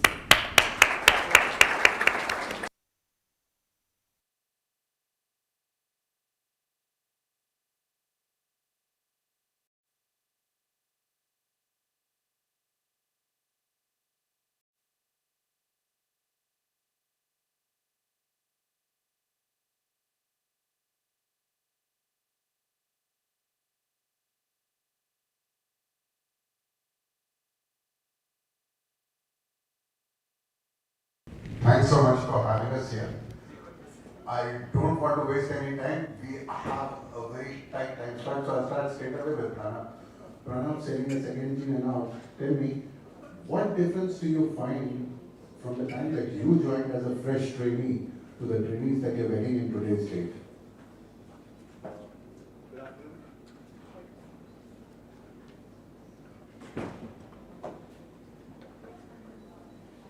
Hello everyone and good afternoon.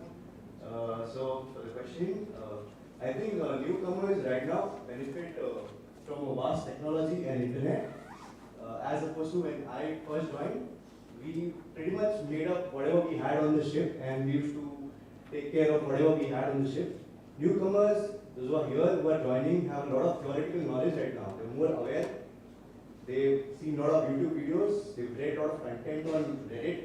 They have watched a lot of educational reels from sir, but when I had joined, I think the ground reality awareness or relying on instinct was much more. I remember when my first sail, I used to go over to the port. We used to run to the guy who used to sell us SIM cards. And inserting that SIM card in the phone was the happiest day of my life. Right now, cadets who have joined, they're already pre-equipped with eSIMs, smartphones, they have all resources in the world. So connection to the outside world is much more. So connectivity, what was a privilege back then, I think it's a necessity right now. Also, as one more point, Malini ma'am mentioned that, when I was young, I was first 2-3 sales. We used to do a lot of table tennis nights, gaming nights, a lot of movie nights, a lot of chess nights. There was a lot of interaction, there was a lot of indulgence. But right now, when I see there's a stark difference that there's not so much indulgence. Right now, everyone seems to be on the phone right now. So these are some of the differences that I've seen. Okay. Now tell me something about the differences or the challenges which you find in mentoring and training these youngsters that you get. Okay. The main challenge by training these youngsters is to change ourselves, to change my outlook to adapt to these new ways of shipping. So, for example, I'll give you an example. My second engineer, when I first joined, he had told me to go and find something on the valve. So, I had to scrape through all the content, I have to scrape through all the manuals, I had to find a similar valve, I have to take it to the workshop, I have to dismantle it, learn it. But right now, you can just use the keywords, you can see the YouTube videos. So the learning has become very fast-paced, very result-oriented, and it's very, the technology-based. And the main problem of adapting is that, my father always used to say that I used to walk to the school 10 kilometers. But when I went to the school, I used the bus. So we should not be stuck up on how we've learned, but rather we should change ourselves to learn these new ways and inculcate these new ways in the new boys and girls who are going to be the future stalwarts of the shipping. Thanks so much. We'll come to Dhanesh now. Dhanesh, tell me, what do you find to be the most challenging part of your job? So first of all, very good afternoon to everyone. And let me start. So I have completed 7 years in this field. So अभी तक जो मेरा career है, इसमें मुझे जो main issues मैंने देखे, बाकी जितना भी है वो सब हम बेयर कर सकते हैं. हम साथ में जितने भी सीफेयरर्स है, हम सबके साथ डिस्कस करके वो सब एक क्योर हो सकता है. But if we think about only the problem is about the internet, that most of the ships are giving unlimited limit of internet. But ऐसी बहुत सारी शिप्स है जहाँ पे बहुत कम अमाउंट में इंटरनेट दिया जाता है. समथिंग 1 GB का डेटा होता है, तो it's it should be improved. Okay, there was a personal story which you told me about. Would you like to share that? Yeah, sure. So it was when my last ship only. तो मेरा एक relationship चल रहा था, 7 years का relationship था. So we were sailing from India to Brazil, which were 42 days sailing we having. So we crossed the Cape of Good Hope, and we were into a South Atlantic Ocean. And there has been something 10 days of complete blackout, no internet over there. So I just dropped the conversation over that. And जब हम पहुँचे उधर से Brazil में, so that time I just buy my eSIM and just gotten a lot of notifications from her end, and she got married in this 10 days of time. So I guess it should be improvised or should focus on that.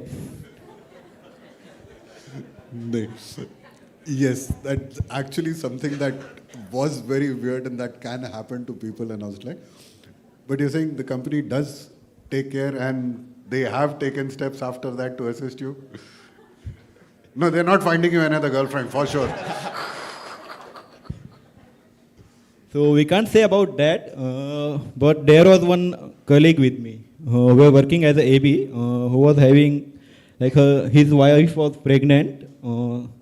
So about that, उसका sign of तो कुछ circumstances से वैसे हो नहीं सकता था, तो लेकिन उसके लिए कंपनी की तरफ से पर्सनल डिपार्टमेंट्स है, तो बहुत सारे कोऑपरेट किए थे उसके लिए. So I guess company is involve in that Also, like our company have their own 24/7 helpline number.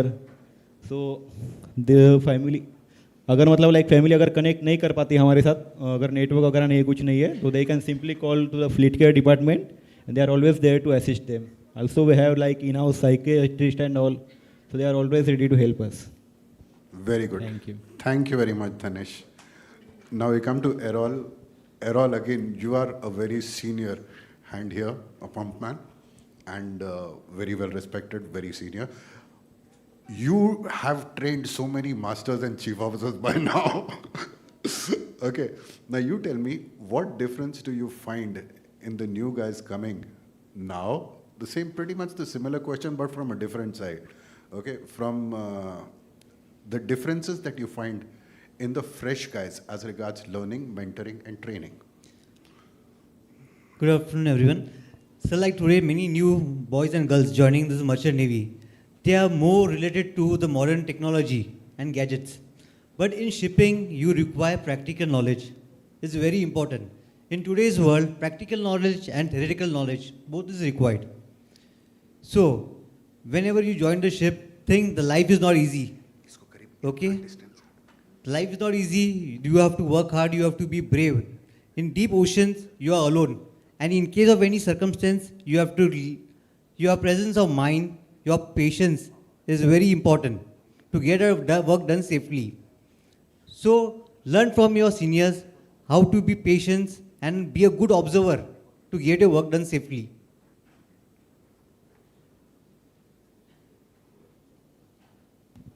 Yeah, that part is there. Now tell me something. How does your family manage with your absence? How do they take it? So as you know, it is very difficult to stay away from family. It is very difficult to make my daughter understand because she's small and she always says, Dada, please don't go. So I make her understand, baby, life is not bed of roses. To fulfill your dreams, you have to work hard. That's what I'm doing, to fulfill our family dreams. Don't worry, dear, days will fly. I'll be home back for your birthday. Till then, keep messaging, keep chatting with me, do a video call. We'll be close to one another. This is the way I convince her. Okay, and last question to you. What further support do you wish you had from the company? Sir, like so many years of experience till today, fleet management has always on our side with our crew. Recently, my mother passed away in the month of August. So the fleet management did everything possible ways to put me down from Iraq. So I'm very thankful to them for all they did for me. And I wish them to continue the same, to do it for the others' well-being. Thank you so much, Errol. Now we come to Harshna. Harshna is the wife of a sailing second engineer. Harshna's never sailed herself, and she has a lot of insight because she's been helping other wives also. But her being a psychologist, trained psychologist, she's been dealing with it very, very well. So tell me, Harshna, how do you deal with your husband's absence?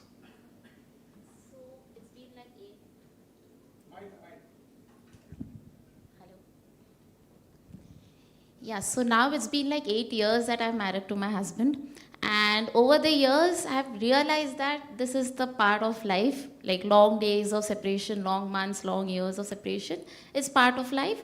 And somewhere or the other, I have developed that level of resilience now and an intentionality, yeah, this is how it is going to be. So somewhere or the other, that acceptance is required as wife of seafarer, that this is how things are going to be.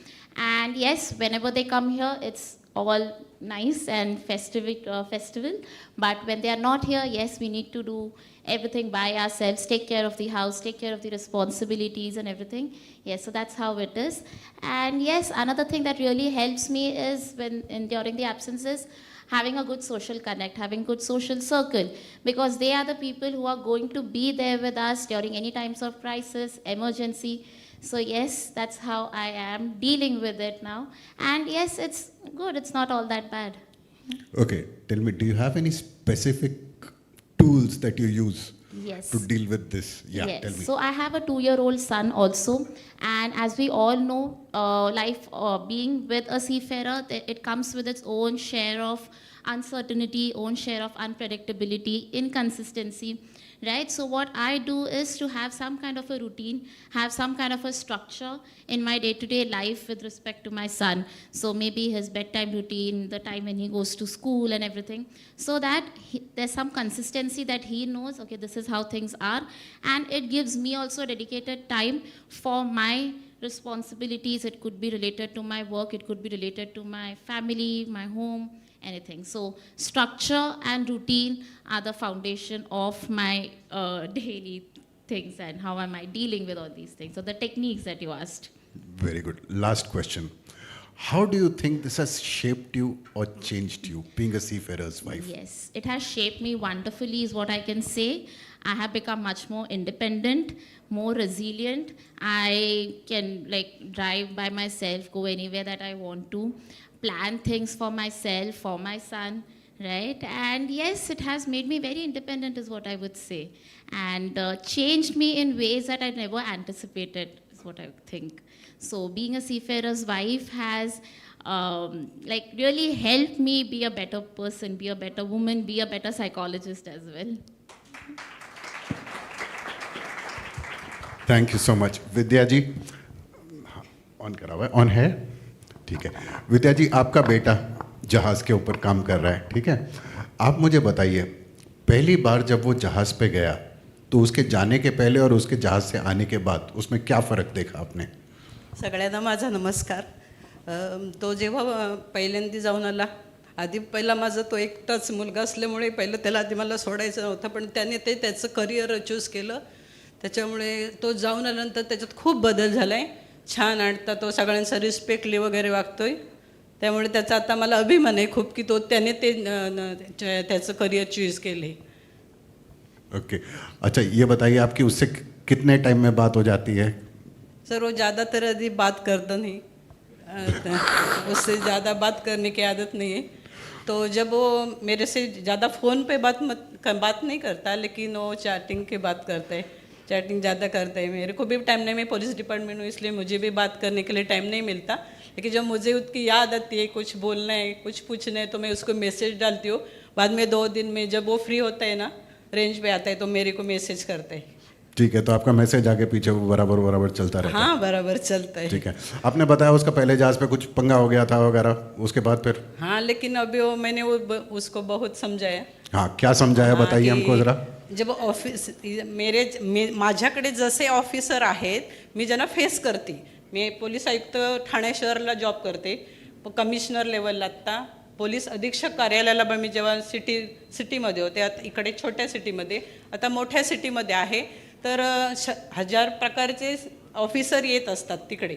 तर त्यांच्याबरोबर कसं face करायचं असतं ते आता मी शिकले 18 वर्षाच्या माझ्या जर्नीमध्ये. तर त्याला बोललं की हे असं होत राहते, ऑफिसर येत राहतात, प्रत्येकाचा नेचर वेगळा असतो. तर तू त्यांना तू त्यांच्याबरोबर घे, ते तुला सांभाळून घेणार, तू त्यांच्याबरोबर जा. त्यांनी जर एखाद दुसरा शब्द तुला बोलले तर त्याचा राग मानू नकोस, तू त्याच्यातून तुला शिकायला मिळेल खूप. जसं मी शिकले तर त्याला तुला शिकायला मिळेल, हेच मी त्यांना सांगते. आणि त्याचा खूप परिणाम त्याच्यावर झाला. तो आता इतका छान राहिला आहे की मला आता त्याचा कालच सर आमचा व्हिडिओ कॉलिंग झाला, इतकं छान वाटलं त्याला बोलून की मी त्या सिस्टरला पण सांगितलं की त्याच्यात खूप आता बदल झाले सर. देखो, this is the role of a mother. All right. Our strength, हमारा हम जो करते हैं बाहर, वो हम लोग इसीलिए कर पाते हैं क्योंकि ऐसी माँ हमारे पास घर पे बैठी हुई है. Thank you sir. Thank you very much. Thank you sir. ठीक है. So this is the role of a mother to guide the children properly. When they feel hopeless and they feel like quitting, this is the driving force behind that. And my salute to Vidya ji. Single mother, she's bringing up her son and properly. Thank you very much sir. Okay, finally I've kept Ayushi for the last. Okay. There is this term which we have called demo type. फौज में बोलते हैं demo type, that actually means fit for demonstration. After speaking to Ayushi, the induction that she got, which I will say is actually demo type. Okay, so this, all you guys sitting in the back, this is what you guys are aiming for. And if you are not getting that, you can tell your master कि आयुषी के साथ ऐसा हुआ था, मुझे भी चाहिए है. Okay, Okay, beta. To start with, tell me, how was your orientation process with your family before joining? Hi everyone, I'm sailing with Scorpio Tankers. So once we were sponsored by Scorpio, so we were called to the office for induction program. And the thing is, Scorpio also calls your parents so that they are also well versed with the process that where our kid is working and what is the company values, what are their core values. And before joining my first ship, I remember I was very excited and nervous too. I was nervous about my international flights, about how things would work out for me or not. And if something is unfortunately not getting resolved on board, how would I contact shore? What would I do? But then our company calls all of our seafarers to briefing. Generally, every company does it, I believe. And then we are en route from Mumbai to our respective ships. So there, it helped a lot.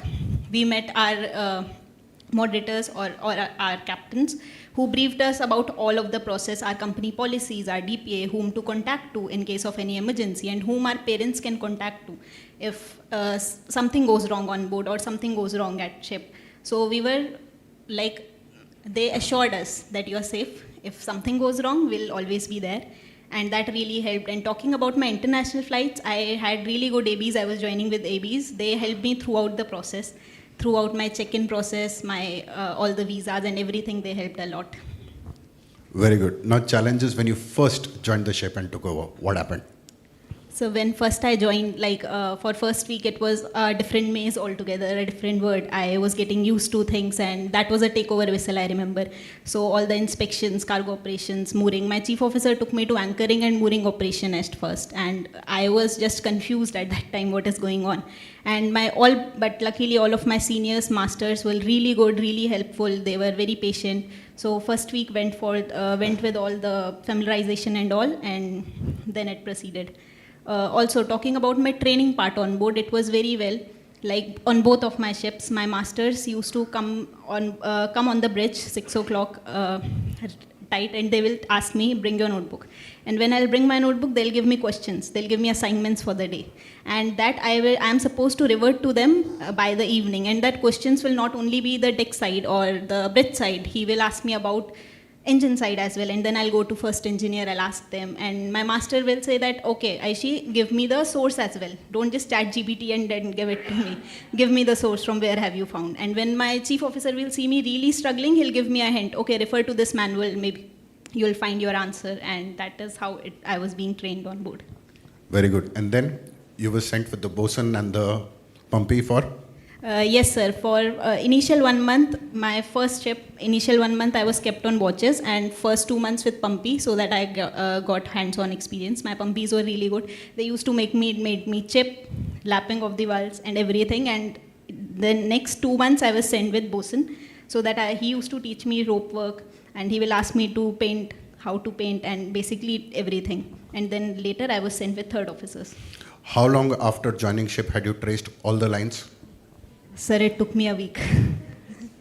That's not bad, huh? Week after all the ships. Okay. Now, after your first ship, cadet competency. Okay, sir. So Scorpio calls all of their cadets back when we are in the waiting for second ship, and they make us do the cadet competency enhancement course. That is a 11 days course, and it is really helpful, to be honest. Like, you have read theoretical knowledge you get in the college, and now it is your practical time. So first ship you are familiarized very well with everything, and then we come to Mumbai for the course, and that course consists of theoretical as well as practical. Practical as if we are in simulators, and in simulators you are kept on the bridge, and then you have to take action if you see a vessel. You have to also do the mooring operations practically. Chipping and painting is also included. Rope work is also included in that, and you are also supposed to make a passage plan. So in that way, that 11-day course goes, and then we are put into assessment, and that results are shared with our company. Okay, sun rahe ho na tum sab log at the back. Okay, this is what you got to ask for. Okay, now tell me. Now you join your second ship. What is the difference in the duties you are assigned between your first ship and your second ship? So first ship was more of a familiarization sort of thing, and getting used to the SMS of the company and familiarizing and the basics of cargo operation, navigation. But when it came to my second ship I saw that masters, chief officer were a little more reliable, and they believed that, okay, she knows stuff. Because Master and chief officer were more reliable? No. Not more reliable towards me, sir. I was reliable to them. Like I meant that. More friendly. Yes, more friendly. No, Correct they word. trusted her more. Yeah.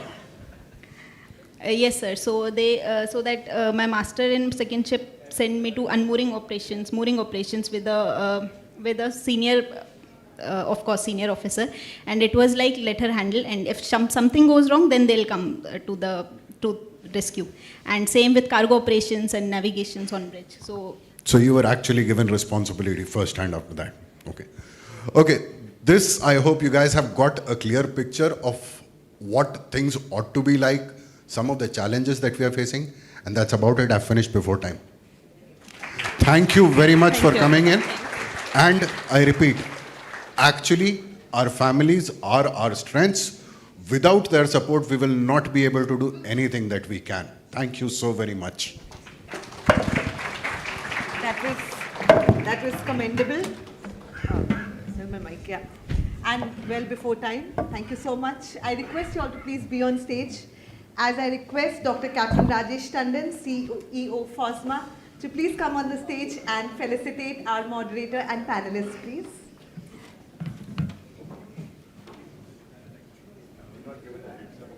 Yeah, I'm so sorry. We have the first memento for Captain Samad Sinha, our dynamic moderator. Sir, can you please come in the center of the stage? Easy.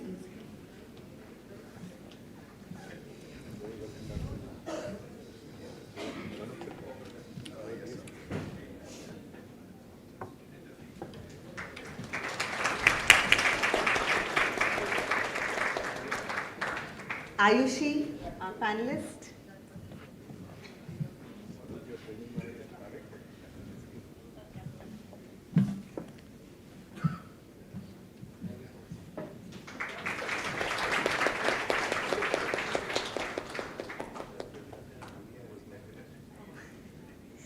Dhanesh.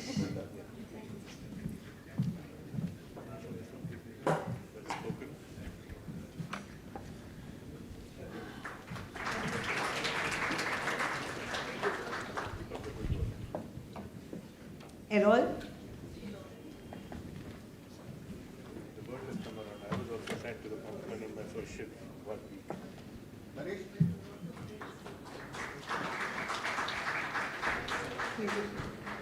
Harshana.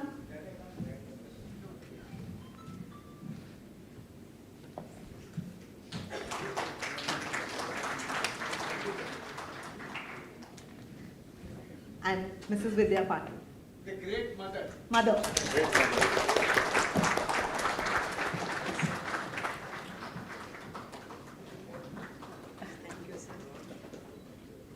Lastly, Pranav.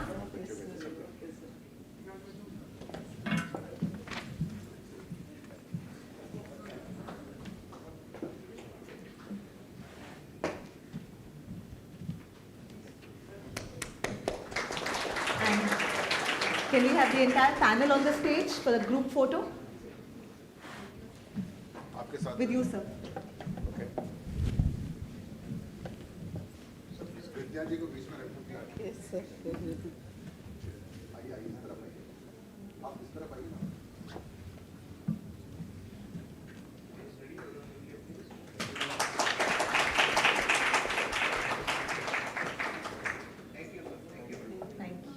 Thank you so much, everyone. Your voices truly set the direction of today's seminar, and we are deeply grateful for your time and openness. I'm sure each one of you at some point with someone you could resonate and feel what they are talking. I felt I belong to a family of seafarers, my father, my brother, my extended family. So I've seen my mother being that independent, strong mother, handling everything, and she till dates tell me, मैंने तुम दोनों को अकेले पाला है. You know, these kind of things. Then my brother giving us frantic calls and emails, and we getting frantic and worried over here, and we could not help him, and seen that phase as well. So listening to all that was happening here did touch my heart. And with this, we move ahead to our panel 1, which is First Voyage Firm Foundations, Strengthening Inductions to Secure Retention. This conversation addresses one of the most crucial stages of seafarers' journey, the very beginning, which we have spoken about in the past. To moderate this session, we have Dr. Malini Shankar, and we have already introduced her. Ma'am, please, on stage. Inviting the panelists. Joining Dr. Shankar on this panel are distinguished experts representing emotional, industry, financial training, and regulatory perspectives.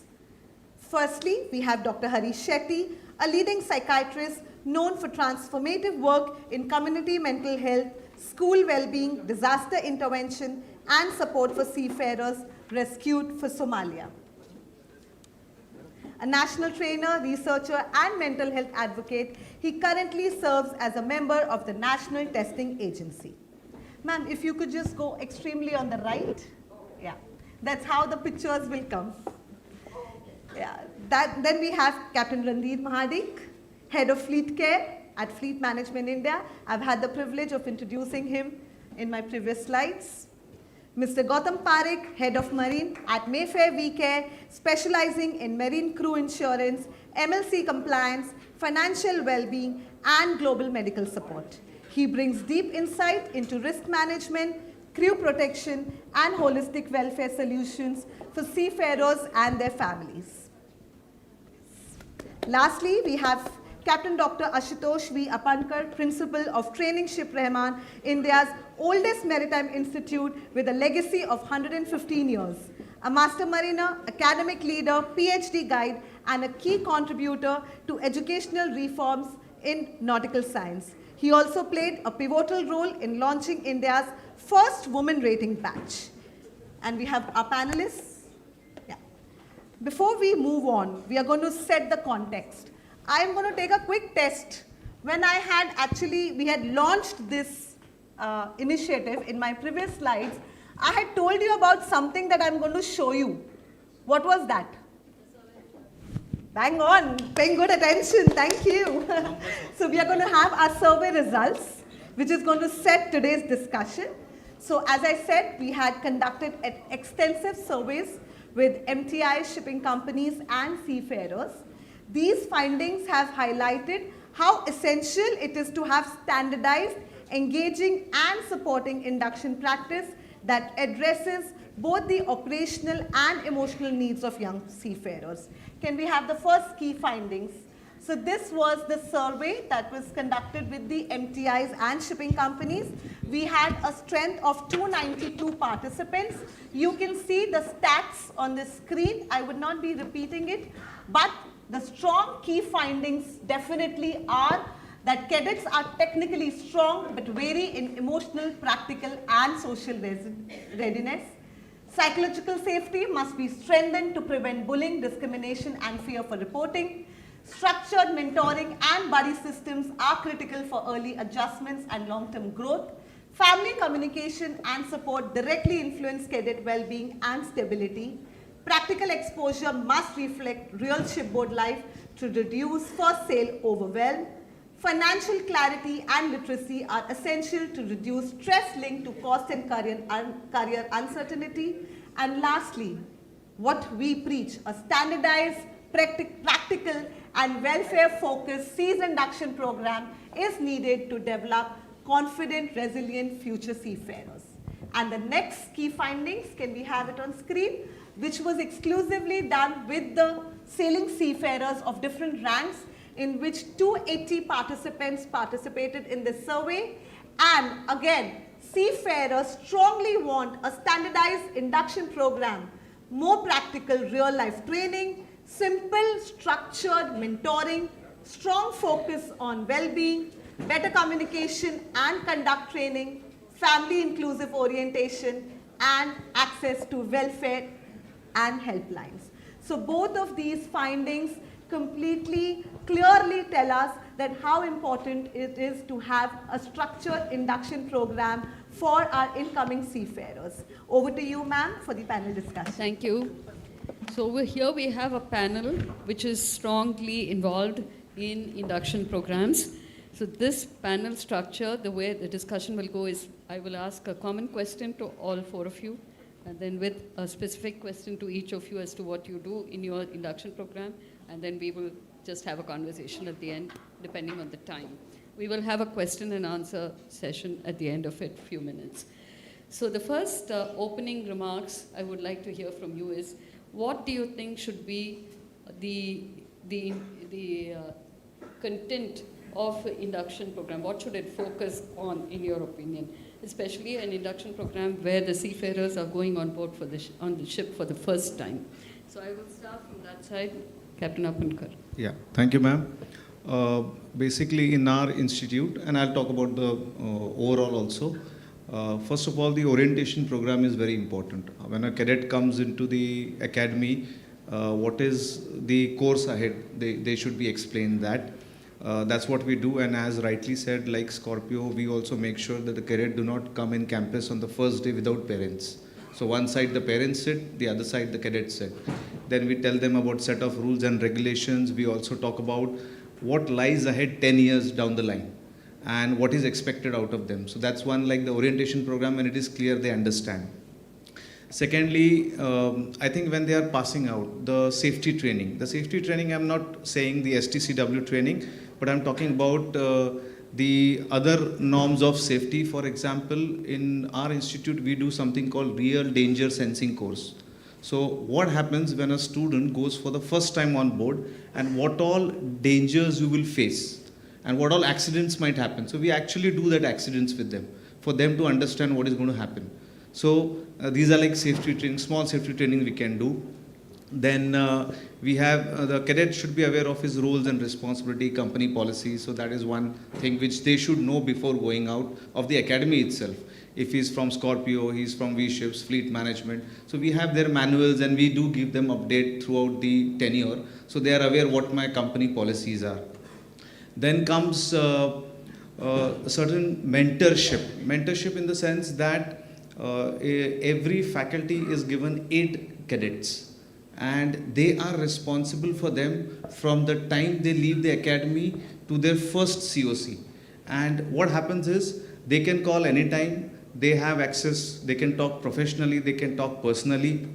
Obviously, certain people may not agree to that and they may not talk to the faculty. So we do something very different called a BSc candidate will only go to a GP faculty, or a DNS cadet will go to BSc faculty, like that. And of course, finally, the most important part I feel is the practical training. Yes, we follow all the guidelines, syllabus, but there are certain practical trainings which needs to be given, hands-on training, what we call them, which helps them when first time when they go on board, they are aware, okay, these are things which we require and we need to complete that. And then mentorship, as I already told, per faculty, they get 8 students. And a feedback system, which is very important, I feel.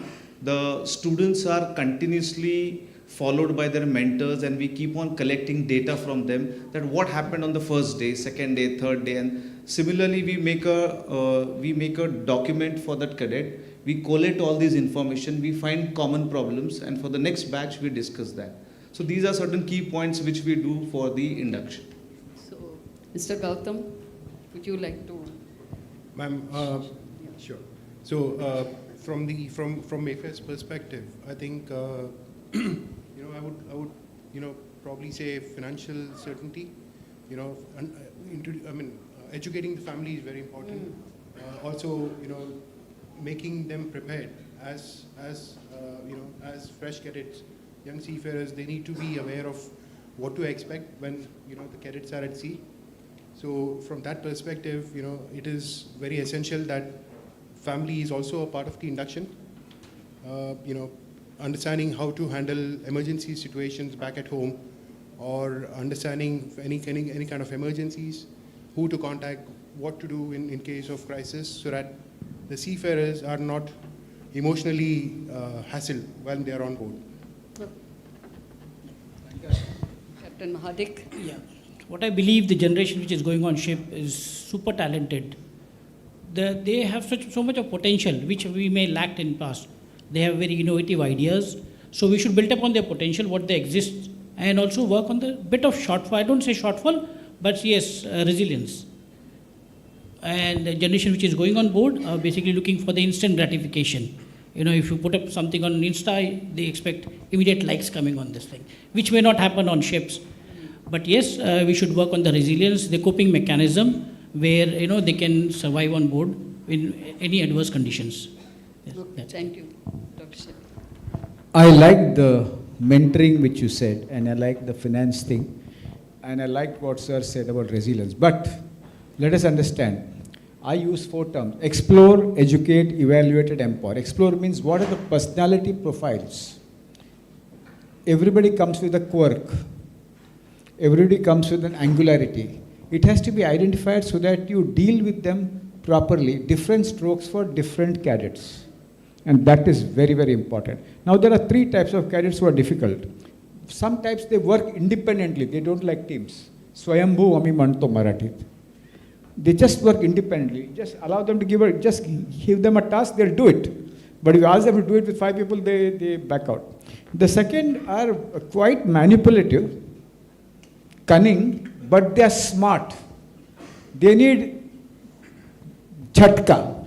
They need to be scared of the captain so that they don't play around. The third is somebody who is very oppositional. Tum bola to main ulta karega.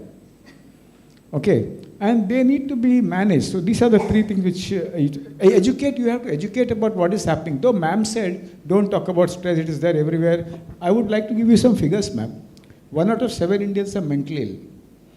1 out of 3 people who die by suicide are because of family issues, ma'am. More kids die by suicide than accidents. The lowest age of suicide is 7 years old. So it is not something we are exaggerating. It is a big issue. It's a big issue. Across society, not just... No, absolutely. But it's a big issue. And Tandon pinched me from behind. My old friend, he has the right to pinch me. Harish, ये stress बोल के stress आता है. I mean, in a lighter vein, but I think it's a serious issue. It's a very serious issue. Ma'am, also it's important that the wise captains who are very useful, we need to understand that 3 types of captains are not useful. One, koi mental health nahi, chal kaam kar, pagar milta hai na.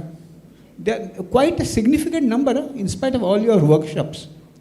The second is, main chinta mat karna, main hai. Good. I mean, they give a dopamine high initially. Don't worry, I'm a banyan tree. But the third guy is dangerous. They share their glories. मैं जब जवान था, I entered the field, and यार फिर मैं 24 तास म्हणतो आपण मराठीत. मी 24 तास. But the fourth is the best, who shares stories. I was on the deck, I was watching, but I fell asleep. The captain fired me. I didn't feel bad. He did not humiliate me. He did not insult me. He was not aggressive. When he fired me, I felt he was right. And anger, pure anger is love. But people misinterpret pure anger as aggression. And that captain is extremely good. Now we need, having said this, different strokes for different cadets. Different horses for different courses. So captain knows how to nudge, how to hit, how to punch, and how to kiss. I mean, very metaphorically. Metaphorically is important. Now family support, we talk about family support, but there are subtitles for family support. One is teaching the family's children marks kaisa score karne ka. The mother is preoccupied with the child's marks, not with the husband's health. वो आएगा, गया तो आएगा. He's gone, he'll send the draft, he'll come back. Second is gadget addiction of the mother and the children. These subtopics are very important. Third is loneliness and finding meaning in life. Fourth is crisis intervention when somebody dies, as somebody said very beautifully, that fleet management really helped them. Fifth is kids, teenage, to speak to them about love, life and learning. So the subtitles of the family health is more important than talking about family health as a whole.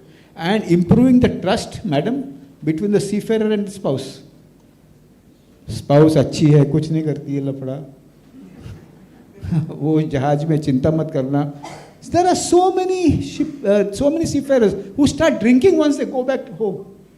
It's a very common thing. So this is important. And lastly, managing money, sir. Fiscal hygiene is so important.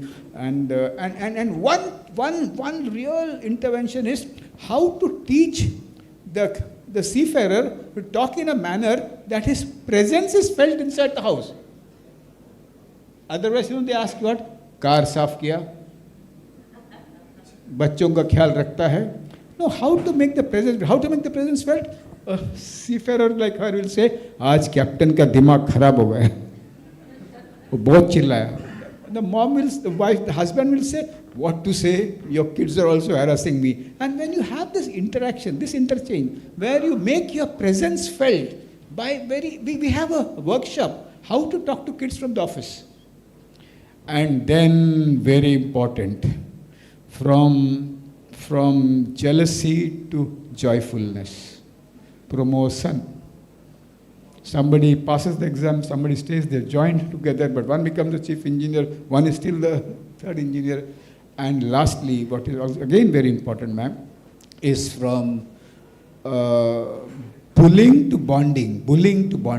You have to talk to the bully, how to bond, and you have to see that he becomes a good bonding agent. A lot of things to say, but a little later. So I think it's been an excellent perspective which we don't get from anywhere else, very insightful. So with this vast experience that you have, not only of the maritime sector but of all the other sectors, what are the elements you think should be very critical for an induction program without overdoing it, but what should be like in the army, they stay away from the family. Yes. So what is important is mindfulness, which helps them ground themselves. And for that, you need to use Eastern philosophies. And Eastern philosophies, which have been tried and tested by Harvard, are two, Vipassana and Yoga. And that, I think you said something about yoga, sir. Aap bhi bataye. And it's so important to do a pranayam exercise which aligns the sympathetic and the parasympathetic system. At the same time, it aligns with yourself, with nature. Americans talk about dissolving conflicts. Western philosophy. Oprah Winfrey, you must have seen. Oprah Winfrey, he's my husband, he's my ex-husband. You have to talk and dissolve. Eastern philosophy, resolving conflicts by deep breaths. So mindfulness should be a practice with all ships. And lastly, ma'am, we have come a long way. Years ago when we used to have this seminar, owners of companies would not invest on mental health. Not invest. But I see owners looking up and saying, "Ab is pe bhi kharcha karna padega." And that, I think, is a very positive. They have to in their own interest, because if they really take care of mental health, production will be good. Yes. Ships will leave the ports not in 3 days but in 2 days. and the entire business model will improve. Okay. Mr. Mahadik, do you really think just an induction program has a very good effect on the, the new seafarers? For example, in the civil services, we go through a 1 year or 2 year training program. But when you go and sit on the chair, it's not even being alone on a ship. You're just sitting in a chair in a nice office, but you don't know how to work. All that training has been theoretical, and you don't know how to handle. Nobody tells you if a politician comes, what do you do? So your insights on this. Yeah, sure. The induction program will not help. We should have a holistic approach, right? From induction till the time he boards and he signs off and have experience on the first ship. That's what is going to make his career or break his career, simple. So starting from the induction, like Dr. Shetty said, explore. So when you select the cadets, we should have some sort of assessment done whether he or she is fit to basically survive this career, because every career has their challenges. Similarly, maritime industry also. So what we should do is basically, what we are doing is getting the assessment done, psychological assessment done, whether he or she is fit to take up this career. Second thing, we induct them, like, we heard also Scorpio saying that we should buy in from the families, where the families are ready to send their kids to ships. Because sometimes in wake they see all those pictures, most of our seafarers, they put only uniform. No one posts the picture with, working actually. So positive pictures. So looking at the rosy picture, yes, family do incline towards sending their kids to shipping, but then we should have a buy-in from the families.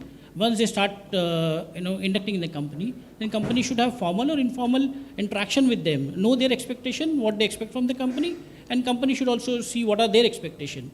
Because the generation is changing, the expectation keeps on changing.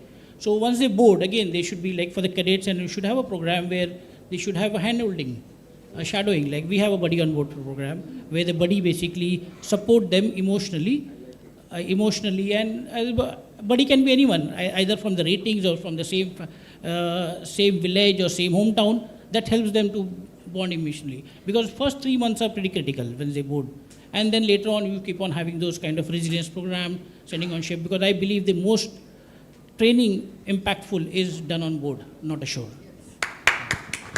No, the buddy program is excellent, but what happens after all your psychological tests and talking to the families, if you come across you already hired the seafarer, yes. And what is the help that your company renders to them if you find they fall short on these parameters? Yes, we do the assessment. The assessment will use some red flags or some signals, but later on, once we interact with the family, and we have to tell them point blank, rather than spoiling their career going on board, we have to tell them point he or she is not actually going to perform on board, or we'll have a problem issues. Like sir said, there are people who don't want to work in team, and shipboard activities are team-based activities. If you're a solo worker, then I don't think shipping is the right profession for them.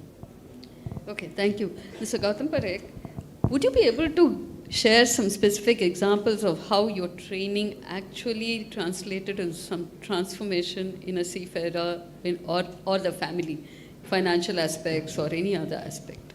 So we are primarily a welfare organization that look after seafarers' welfare and their families. We work with a lot of shipping companies that offer MLC compliant insurance plans. So that said, we do work very closely with families and seafarers to support them in medical emergencies, health problems, mental well-being. We work very closely with Iswan. And what we've generally seen is that a lot of factors cause a lot of problems when the seafarer is on board.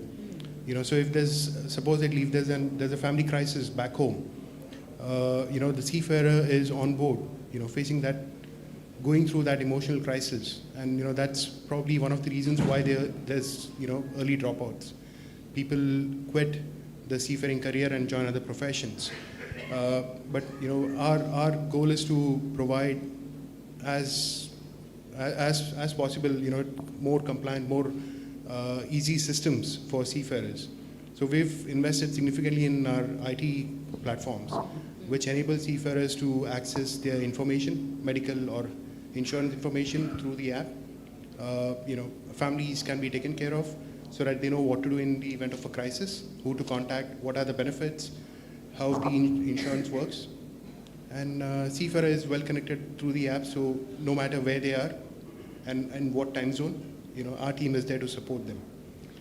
You mentioned something about financial literacy or financial. Would you like to elaborate a little bit on that?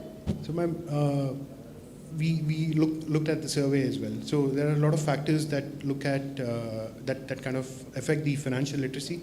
Like the moment seafarers, young cadets join the institute for training, there are training costs, delayed placements, and I think we looked at financial uncertainty, which kind of drives that emotional trigger.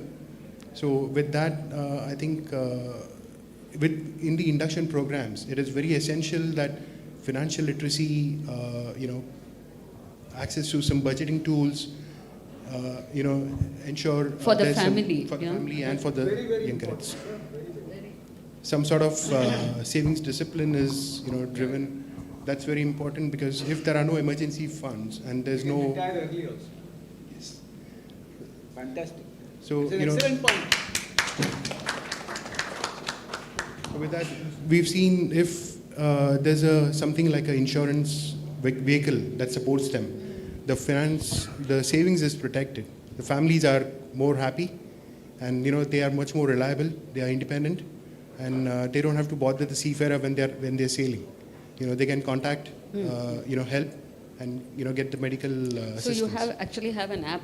We have an app, yes. So are there other companies also which do this? We work with a lot of operators, ma'am. We work with a lot of global companies across the world. Okay. And the app also enables the organizations to look at their health trends. right? So in their pool, they can identify what are the risk patterns, anything that they can mitigate before it causes concern. So that with that, it also helps them fulfill the MLC obligations. That's how seafarers stay in the profession. Yeah, thank you. Dr. Apankar, Iswan has launched a dedicated helpline for IMEC cadets to support them during the training and early sea time. As principal of the T.S. Rahman Institute, how do you see such a helpline assisting, strengthening the early induction of young trainees? And how do you think, do you think that the MTIs can actually collaborate with each other to leverage this to a higher level? Ma'am, answering the first question, first of all, thank you very much, Chirag, for launching this program. And it's a significant step which is specifically given to IMEC students. These are International Maritime Employers Council who are now taking students from India, and this program is launched for them. But I hope this program goes to all the MTIs and they benefit from that. The advantages what Iswan program is giving is, first is the immediate access. So it's like a 24/7 access to the students. They can just call them up and whatever their problem, it can be an emotional, professional. So what I was talking about, the mentoring, that is available online, though they don't know the person. But I think sometimes that may be useful when you want to talk about your personal problem. It is better to talk to an unknown person where he will not judge you and you will be at ease to talk to it. Secondly, the mentoring program, the mental well-being program is there in the Iswan program. Today, the physical well-being and mental well-being are talked about. It is very much the need of the hour.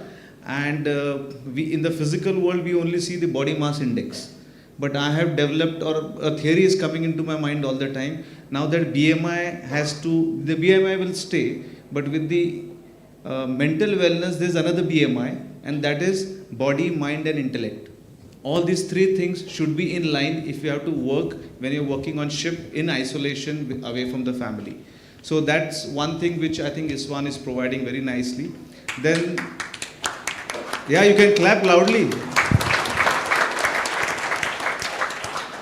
Then there are regular courses for emotional intelligence, resilience. So all these things are offered in that program. There's a continuous connectivity, and that is more important because today's generation, all the kids, they want to be connected with outside world somehow. So at the back of their mind, they always know that there's somebody on the back of a call that they can just talk to. So that's very important mental aspect, I believe, is there in their mind that they can connect. And of course, I think the program also has a revisit to the students there. So there's a continuous feedback what is happening with them. It's not that when they will call, then only the problem will be addressed, but they will proactively call back. So a problem is solved then and there before it escalates. So these are the important points which Iswan is addressing. Early interventions. And madam, regarding the second question, what all other MTIs should do, I completely and thoroughly agree with Deepak Shetty sir that now we should have a common platform where all the shipping companies and institutes will come for this mental well-being. Very good, sir. So that what happens is we get a lot of feedback from the students. We all collect this information, put it on one platform. Then there can be a targeted approach or courses developed knowing what all problems, say 90% of the people, what all problems they are facing. Then we can address those issues and case studies can be given so that there's a continuous feedback. Something may happen at our institute. I may, without name, tell them and what problem they have faced. And the other institute may take that as a case study and, discuss with their students. So that is one important thing. Workshops we can combine together, and like we are doing something called mentor-mentee, one faculty till COC, that can be done across. So these ideas can be exchanged and we can take out, it's like Samudra Manthan and let the wish get dissolved and Amrut come up and all of us share that Amrut. So that the blue economy, what the government today is saying, or the way DG sir said that they want to have more Indian seafarers, we can give a better, physically fit, mentally resilient seafarers to the industry. Thank you. We just heard the Director General of Shipping talk about Sagar Mein Yog and Sagar Mein Samman. I would like any of you to suggest how do we integrate this, because that's going to be in the course of pre-C or post-C. How do we integrate it in such a way that it is a continuum?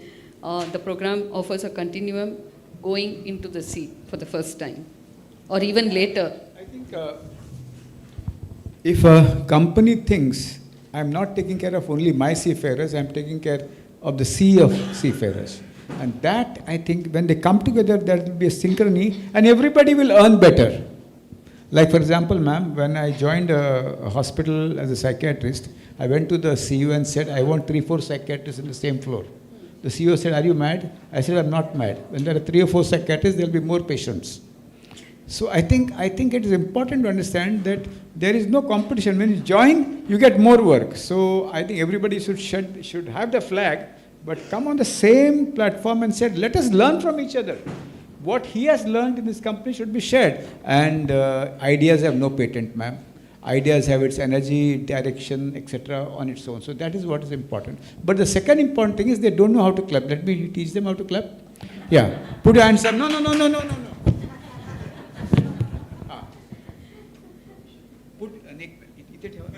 Put your hands like this. Do like this. And now then clap. Start clapping. That's better. And one thing which is said I like, ma'am, I would like to add, all the cops have khabris. Who's the thief who's going to leave, who's going to raid this house? The captain has to have khabris in his ship. They are mental health soldiers who are the eyes and the ears of captain, and if he and if this third engineer or a cadet hears, "Mujhe kis atmatya karna hai," and that should reach the captain immediately, and the third officer should not try to do anything, and that is also an early intervention, sir. Namaskar, early intervention. And the second thing is, it's just in lighter vein, UP and Bihar has the lowest suicide rates, so you can choose people from UP and Bihar. Across the country, latest reports, NCRB, lowest suicide rates, okay? No, they have support systems. When a patient comes from UP, 3 people come with me. When a patient comes from Tamil Nadu or Bangalore, the soul. Taniya varan. And the second thing which I would want to say is that if you find somebody who says he wants to die, your doctors, Balani and other Matthew, उठा के फेंक देता है. वो ज़माना गया यार. वो ज़माना गया.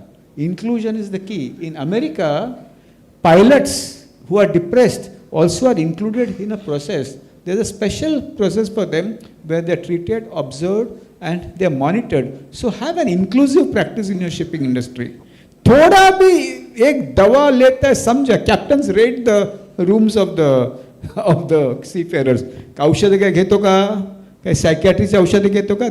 Stop this. 1 out of 7 Indians are mentally ill. It could be in your family. How many are there here? Around 200? So how many in 200? Quite a lot. So I think learn to build a software of inclusive practices in seafaring.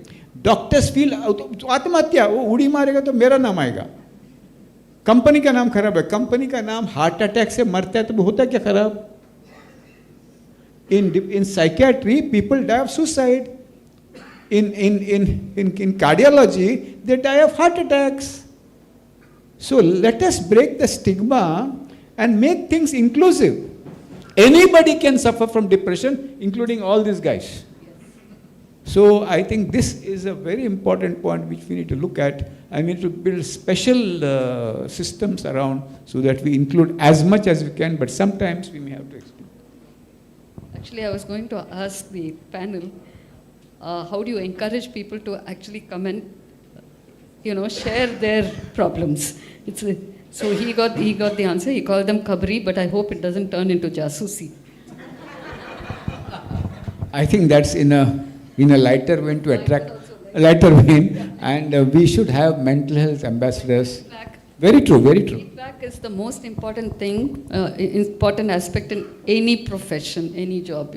Because most jobs you think are technical, but ultimately it turns out that it's human management. man management or woman management. Yes, we will just come to the questions. Just one last question before we open up to the audience.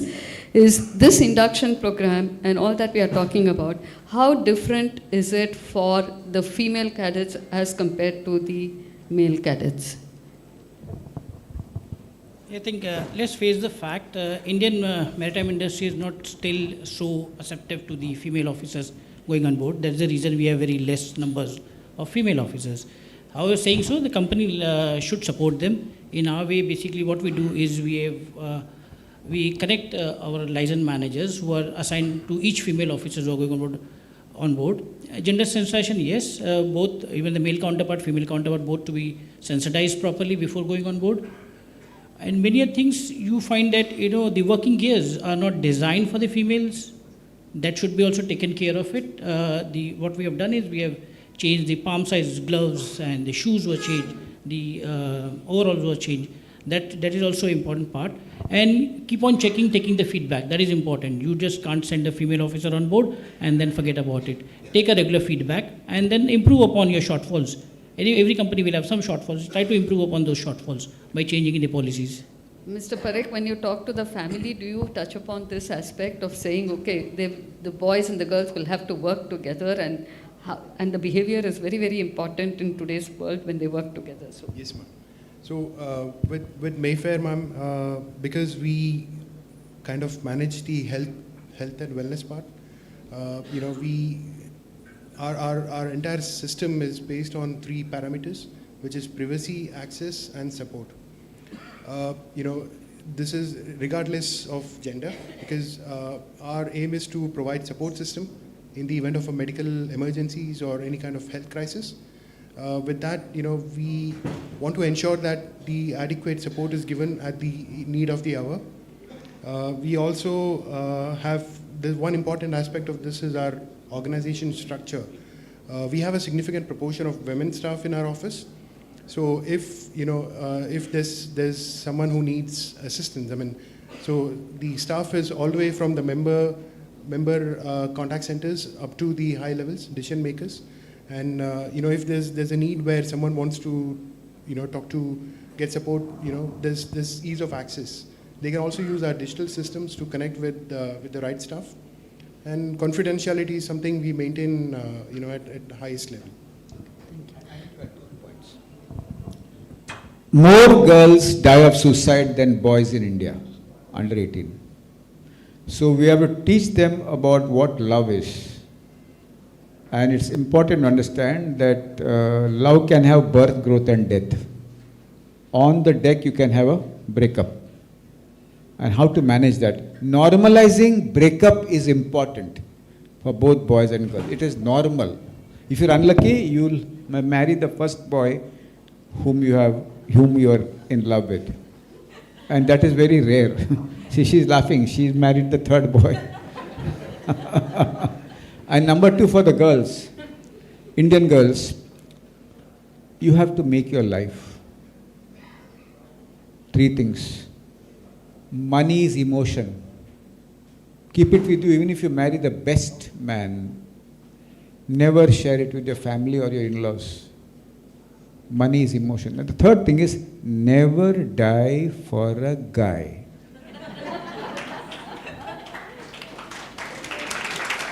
Come what may, not worth.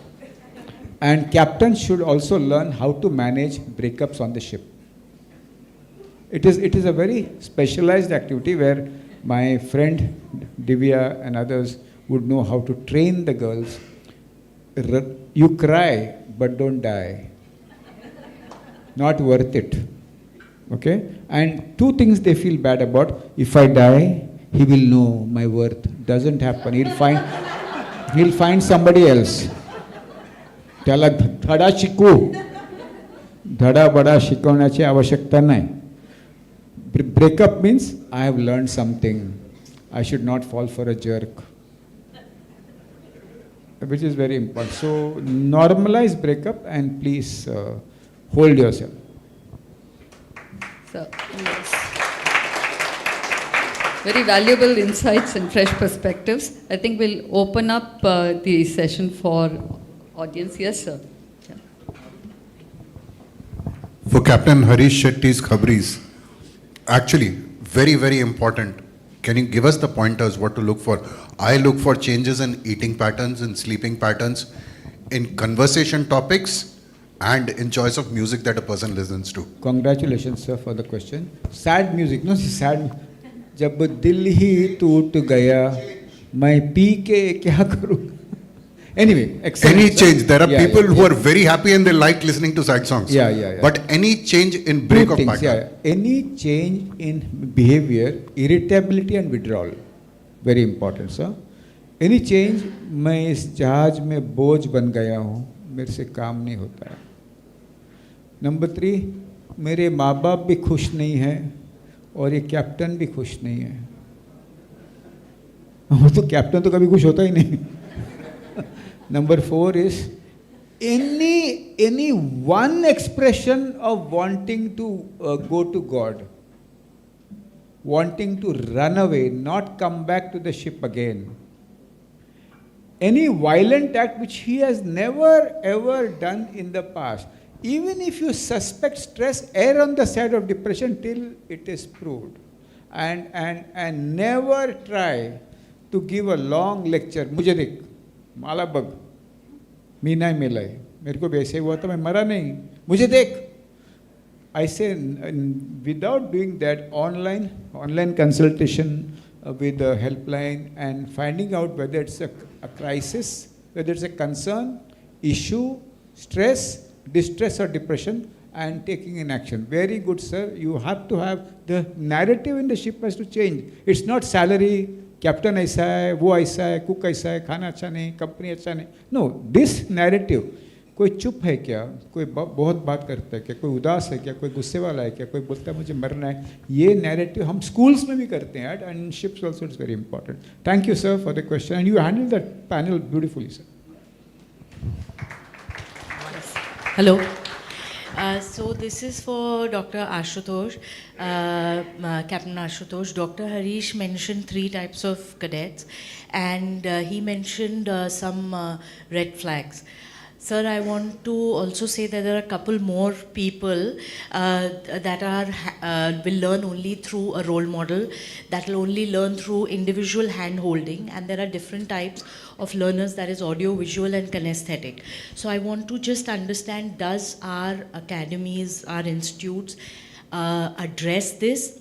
And to everybody in this room, do the top 4, that is the captain, chief officer, chief engineer, second engineer, are informed about these type of learners? Like Dr. Harish said, koi mental health nahi, do thappad, so these 2 things, sir. Yeah, so I can talk about our institute. As I told you, we have a faculty who is not involved with the student. So if I'm talking about BSc faculty, then an IMU faculty is in charge of those 8 students. So the first thing is that the apprehension of not talking is gone. He immediately makes them comfortable, talks about family. So there's a system we follow. In fact, I shouldn't be saying this, but there are no TSR cadets, so I'm very happy that we have set questions also. We have designed that this is what is to be asked, and this is whatever is their response, he just keeps on marking it. And then we do have a psychologist who actually takes those markings and then understand what is happening. That's number 1. Number 2, there are slow learners, as you said, and when these slow learners come in, we have something, we actually took this system from Fleet. Just thank you very much for that buddy system, where we identify one good student who will unknowingly, he's of course being given all the information, and he's unknowingly becomes buddy, and he starts taking him up the ladder.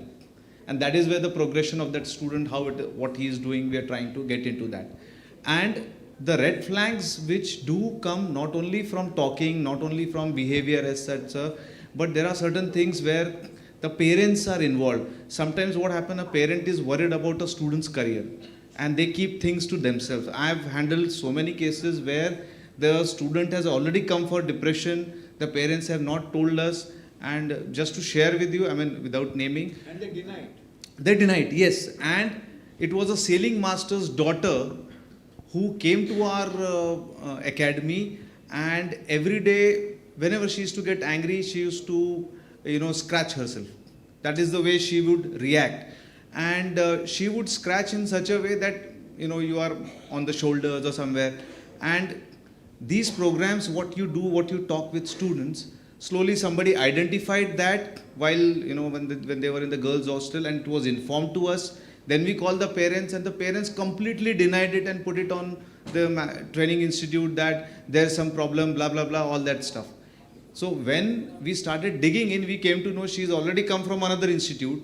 We called up another institute. That's why I said sharing information is very important. Then that institute told us, we took her out because of mental issues. Now we know how to handle. And then the things came in, line, and she completed her course. And she was given some treatment, counseling also. So all these red flags are there, and we need to be vigilant about it. And these all modules are there where we work. So even the parent, shipping company, the students, friends, all are involved, and it has to be a holistic approach. Because if you go through only one set of cycles, you are never going to find out. And ones who are given the green ticks, everything is going fine, they are onto their career and they are not going to get disturbed. We do those marking also. So it's we have a system on software where we add all these things. So we call this particular system as whenever shipping company comes for selection, we present those things only to them, because before they select. So every student knows one thing, that my behavior is available to the shipping company. So that also is a deterrent to them, that they do everything properly. So we have developed our system, of course, ready to open with any institute what we are doing. So we do have other things to check on them. It's very interesting and very important to share such thoughts, so that the others also know how to deal with Exactly. it. Any questions from the cadets? Just from the youngsters, the cadets, you have... She wanted to ask, but she's very scared to ask. She said like this, you've already scared her. No, it's a really good opportunity. Yes, there's one there.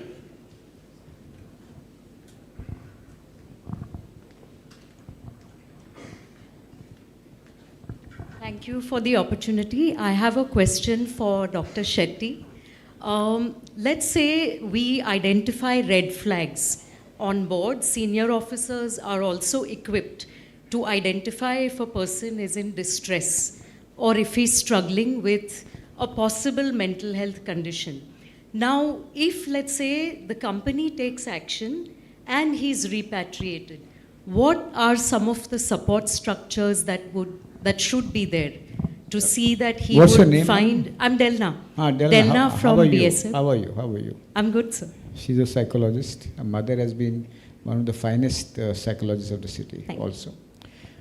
Delna, in your system, you should have a befriender, not only a buddy. A befriender who's trained a little more, like Samaritans. They are befrienders. There's Befrienders International. They are not psychologists, they are not psychiatrists, but they can do basic counseling, handling crisis, helping the person to reach. Until you find help, they are with the person. That's sort of a training of befrienders, along with just looking at counseling is important. Because India has very few psychologists. Let us be very frank. That is number one. Number two, safety inside the ship for somebody who's suicidal. Number three, cut all the loud mouths. तू क्या रे? तू आत्महत्या कर लेगा? तेरा घर अच्छा है, तेरा माँ बाप अच्छा है, पैसे भी अच्छे मिलते हैं. अरे क्या ये? Cut all the loud mouths. Mind is like a fuse; it can go off without reason. That is important. And these myths have to be cleared in the system. Number four is, how soon can you reach help? And sensible help. Not somebody who will exaggerate his condition, somebody who would really treat him or her appropriately and tell you exactly what is the condition, can he go back, when can he go back, and what sort of support he gets. Number five, I am very happy, Ms. Delna, if a captain gets depressed. Ask me why. Why? Ask me why, जोर से पूछो. if he gets depressed and he recovers, he becomes very sensitive to every person in the ship. Now, I'm not joking. Whether it is, no, he goes home, he improves, and he's sensitive to India. Unless something happens to us, we don't understand. It's not a system which still works. So whether in corporates or in shipping or in schools, the head, if he gets depressed and if he or she has a great experience of improvement, itna uska puppy ho jata hai wo. Becomes a puppy and is so sensitive to all the system. So sometimes when we train the captains, always ask them, आपके घर में कभी किसी को ऐसे तकलीफ हुआ था क्या? And they will say, हाँ मेरा भांजा, क्योंकि 1 out of 7 है ना, मेरा भांजा वो भी बहुत अच्छा हो गया, कैसे अच्छा हो गया? आपने कुछ क्या झाड़ फूक किया क्या? नहीं, साइकियाट्रिस्ट के पास गया. आपको क्या लगता है ये ठीक है क्या? That sort of an engagement with a captain inculcates, breaks stigma, brings them back. And so if you are able to conduct workshops for captains where you make them soft, get them to their experience of childhood and turbulence, then they are more sensitive to mental health. Otherwise, they're all tough like all doctors. हमको कुछ नहीं होता भाई. हम सब एकदम strong है, कुछ नहीं होता, हमको कुछ नहीं होता, हमको मत पूछो. And it's very tough to talk to all captains. They hear all the workshops, बाद में अपने को जो करना है वही करने का है. Thank you. Thank but you. If you make a dent, it is enough. I think we all need to spend more time with doctors. I have a question. One last question because we're running out. Hi, good afternoon. I'm Dr. Bhavna Bhatia from White Cross. I just a question for Dr. Harish Shetty. What pre-employment checkups, during pre-employment checkups, what psychological testing do you recommend? Divya, you answer the question. Come. She is my colleague and she works fleet management, no? Yeah. If the psychological test is obviously depending on what is it that you want to assess in a person. So if you want to look at certain kind of personality traits which are dysfunctional, MCMI is a very good test which has shorter number of questions, easier to answer.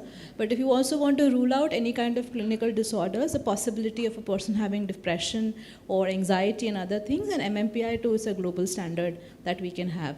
So these two tests in combination give you a holistic results in terms of dysfunctional personality patterns as well as the clinical disorders as well. I'll add 2 more. A captain or the employee can use PHQ-9. It's a self-rating health questionnaire, and SRQ. Both have been standardized in India in many languages. PHQ-9 is something which you should keep in your office also, and every 3 months apun apna hi karne ka check. So that is also an indicator for you to be sent to a psychiatrist to confirm the diagnosis. And Divya said very beautifully, those tests are actually MMPI and Rorschach and MCMI has to be done by trained clinical psychologists. But if science is clear, the vocabulary has to become simple. If blood sugar can be tested by the person, why not mental health? So PHQ-9 gives you power.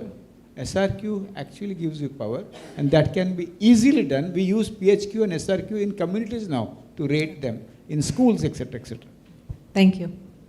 One last thing I'd like to say is you need friends who can actually diagnose the very early onset. All these tests come later, but I remember once when I was feeling down, now there are grades of depression, right?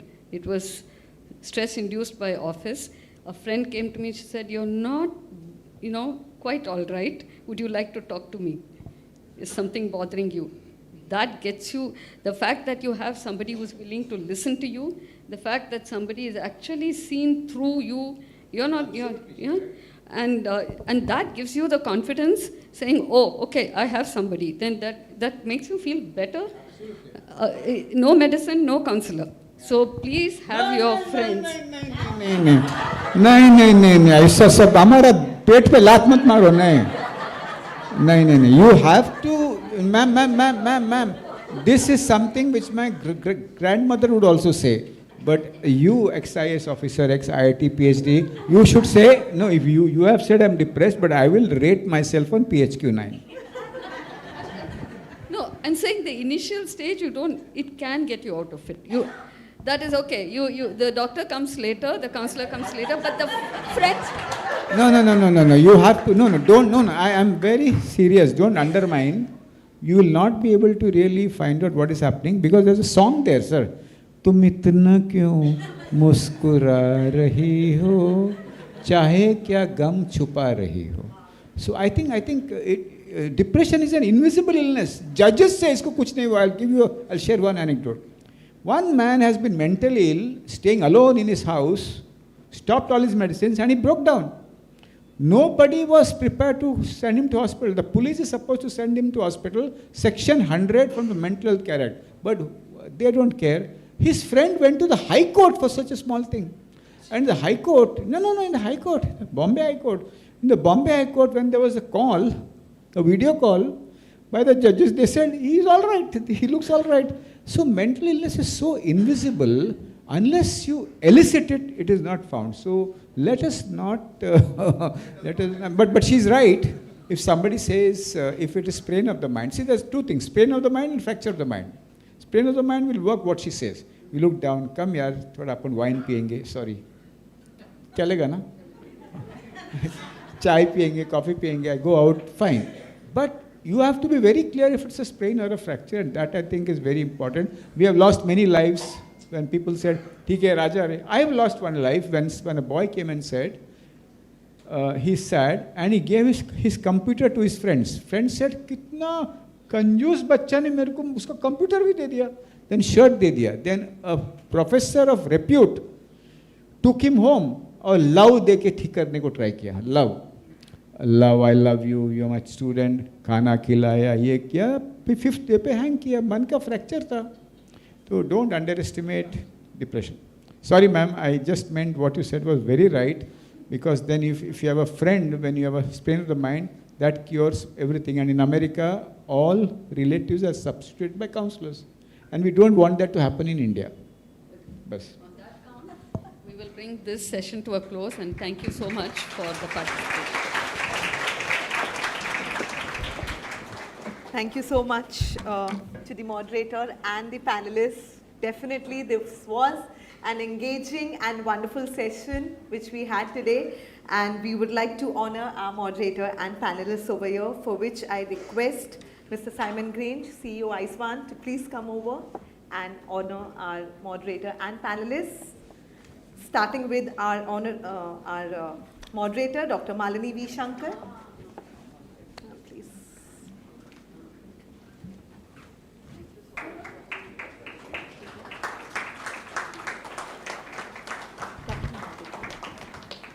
Captain Randeep Mahadik.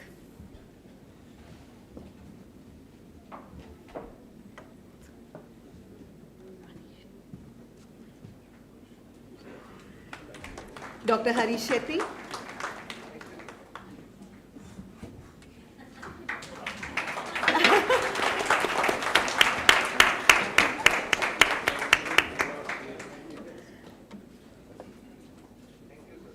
Mr. Gautam Parekh.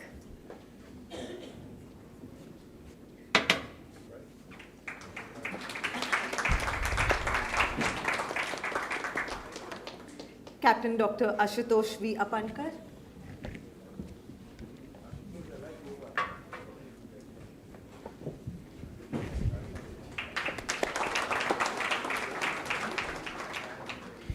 Can we have you all together for the group picture? Up to hold it.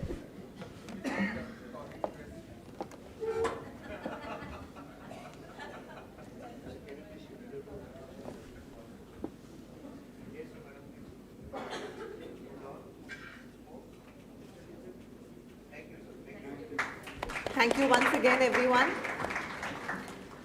Meanwhile, the chairs are getting arranged. Moving on, I would like, each one of you to do something different today. You all must have done it, I don't know, by the time this setup is getting redone. Okay, you've been patiently sitting like good audience, like good people, and it's really important for you to acknowledge this. Okay, sitting patiently for almost more than 2 hours, listening, in between dozing off somewhere. Let's get charged up. We are going to applaud for us, for each one of you is going to applaud for your own self. But we are going to do it in a little different manner, okay? So this is called as a finger applauding. We start by just tapping one finger. I want all of you all to do it. Everyone, including our dignitaries. One finger only. Now we move to 2 fingers. Keep doing it, harder. 3 fingers. 4 fingers. And finally, a huge round of applause for each one of you. Round up. Thank you. I think we are all charged up for the next panel, Support Ashore, Emotional Strength at Sea and Home. So this session highlights the emotional ecosystem that surrounds every seafarer, the support offered by families at home, and importantly, the support provided by the shore staff who serves as a lifeline between ship and shore. Beyond operational duties, shore staff are often the ones navigating sensitive situations, difficult conversations, and moments of emotional stress for both seafarers and their families. Their well-being matters too. Shore teams frequently handle challenges that requires patience, empathy, and emotional resilience, and they themselves need organizational support, mental health awareness, and structured training. Strengthening this entire network of support for seafarers, families, and shore teams is essential for building trust, reducing stress, and improving retention across the maritime industry. I would now invite our moderator for this session to guide this important discussion. It's none other than our CEO of Iswan, Mr. Simon Grange, a leader with extensive experience in policing, homelessness, and poverty reduction services and international development. His grounded and compassionate approach to well-being makes him an ideal moderator for this session. Joining the panelists are, firstly, Captain Gaurav Rana, founder and CEO of Sea and Beyond, with 28 plus years across maritime operations, consulting, technology leadership, and entrepreneurship. An IIM Ahmedabad alumni and fellow of the Company of Master Mariners, he has guided over 10,000 maritime professionals through career development, counseling, and transitions. Next, we have with us Mr. Homi Bhada, Director and Chief Cultural Officer, known for building healthy, respectful, and psychologically safe culture across fleets. An ICF certified professional coach with 30 years of corporate leadership at companies like Microsoft and Morgan Stanley, he works closely with seafarers and shore staff on emotional resilience, team building, and personal mastery. Next, we have Ms. Sarika Joshi, a maritime professional with over 20 years of experience across major ship management companies. Her expertise lies in recruitment, training, crew management, and welfare, with a strong focus on enhancing communication and well-being between sea and shore teams. Welcome, ma'am. Lastly, we have Dr. Ashok Srinivasan, Regional Manager and Technical Advisor at BIMCO, Singapore, with over 25 years of maritime experience across Maersk and a wide range of vessel types, including tankers, containers, ships, and gas carriers. He is a master mariner with deep technical expertise.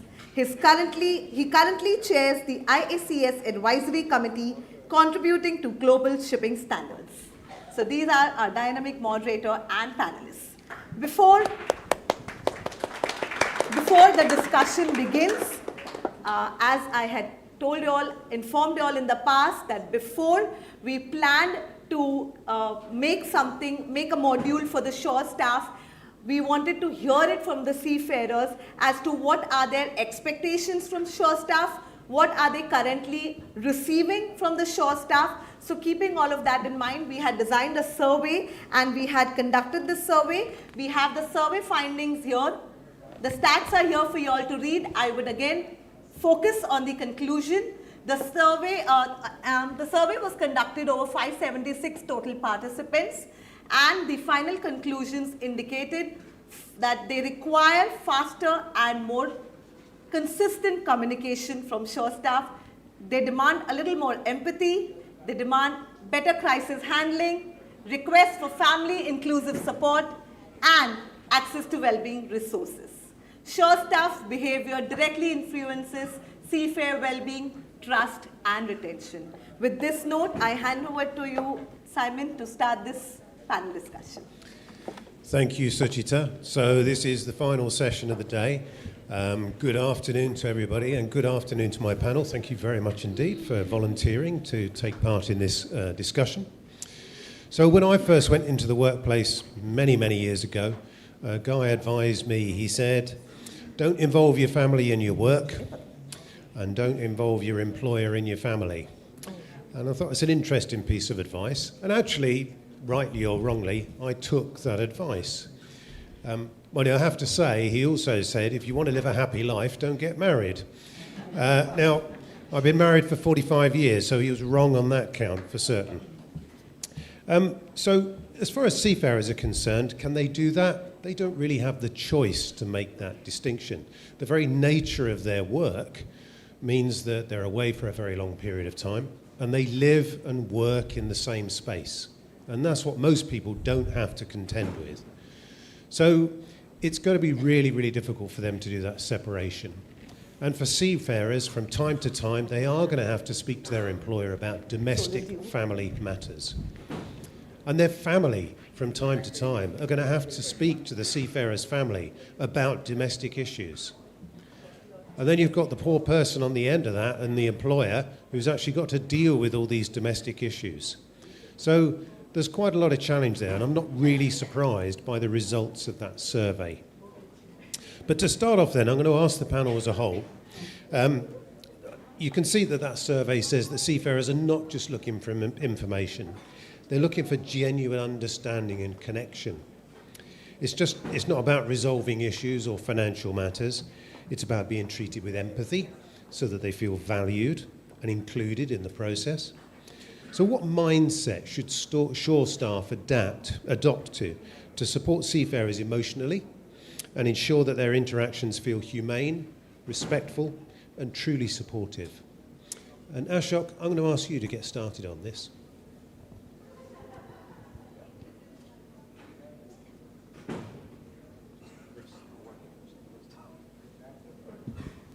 Yeah, it does. Thank you, Simon.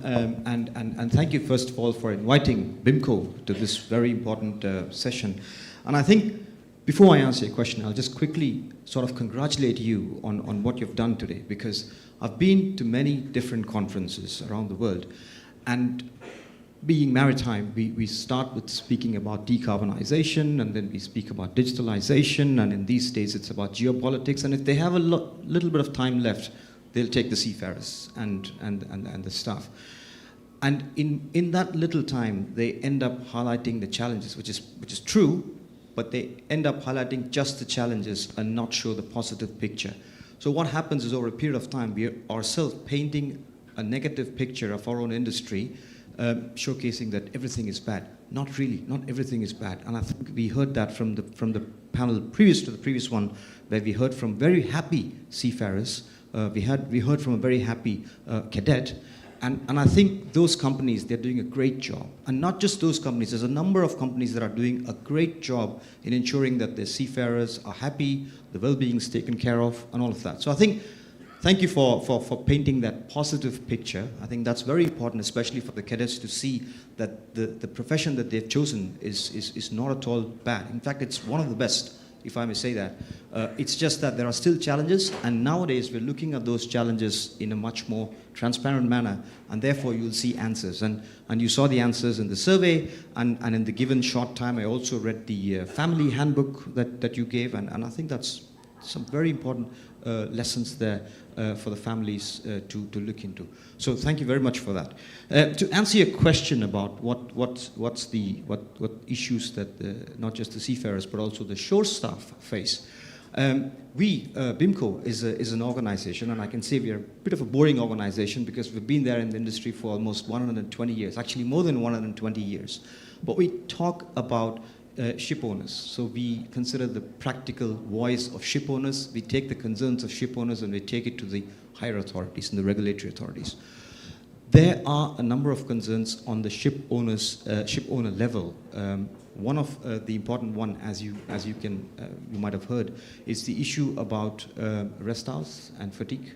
That is actually affecting the industry. And what BIMCO is doing is we are trying to engage with the IMO, and we've brought this on their table.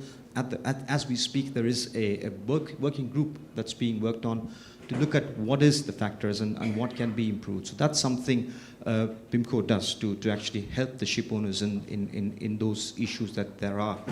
But also, when the shore staff are dealing with the issues with the seafarers, of course they have, the seafarer is the core of our industry as we see it, and there's a number of issues that they face.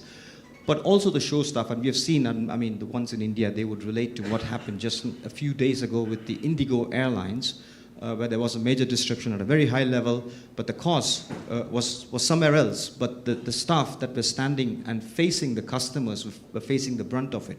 And I think we should also put that same hat and look at those staff that we are speaking at, the first line of people. So especially when seafarers are looking at speaking to a crewing manager or a crewing assistant and something, they are also going through their own set of issues, and they have their own set of problems. So something to relate to. But at the company's level, as much as they're looking at the well-being of seafarers, I think the next step is also to look at the well-being of the staff that are involved with the seafarers, the frontline staff, as I would put it, the frontline shore staff. And I think that's also where we will try and help the companies if they need it. But I see your organization is already doing a great job, and if you need more assistance, we're always there to help you. Thank you, Simon. Thank you. Sarika, can we have your thoughts? Good evening, Simon and everybody. I feel interaction plays a major role between the seafarer and the shore staff. Recognizing, understanding the emotional weight of long contract,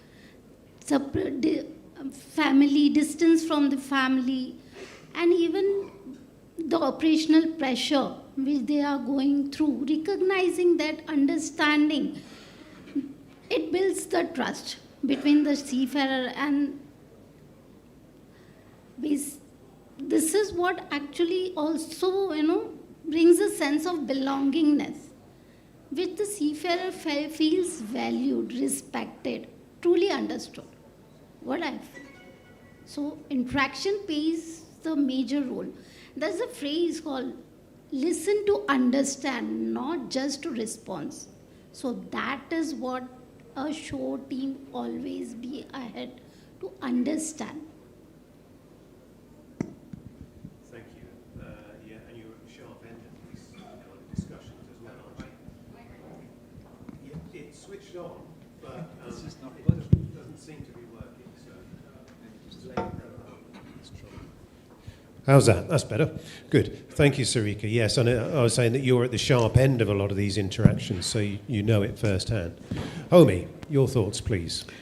Thank you very much, Simon. I think this is a lovely audience, and the two panelists before me have already given me a segue into what I really want to talk about. And we have been highlighting problems of seafarers, and especially in this particular context, about the communication between the shore and the sea. Sorry. What I would like to do now is to take this opportunity and share a few tips on what could be done about minimizing this gap. And that is, I think, something which I would like to give this audience. The first thing is that whenever we want to make a change, there's always an element of measuring.